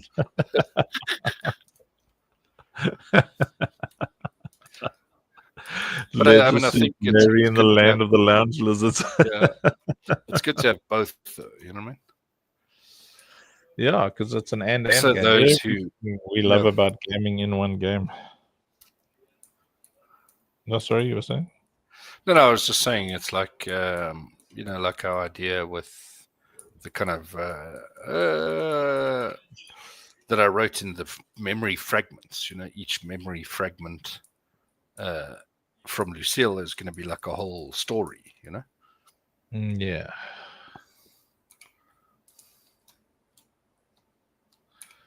Yes, dude. We played King's Quest when it came out. How crazy is that? I played Police Quest, King's Quests, all of those things. All of the quests. Yes. Anyway. It says 404 on the Funk Show, which means, isn't that like an error? Let's just see. Just do some research. Evidently, this button over here fixes it, like the 404 error. Let's just have a look. Did you rug? I did. GG's.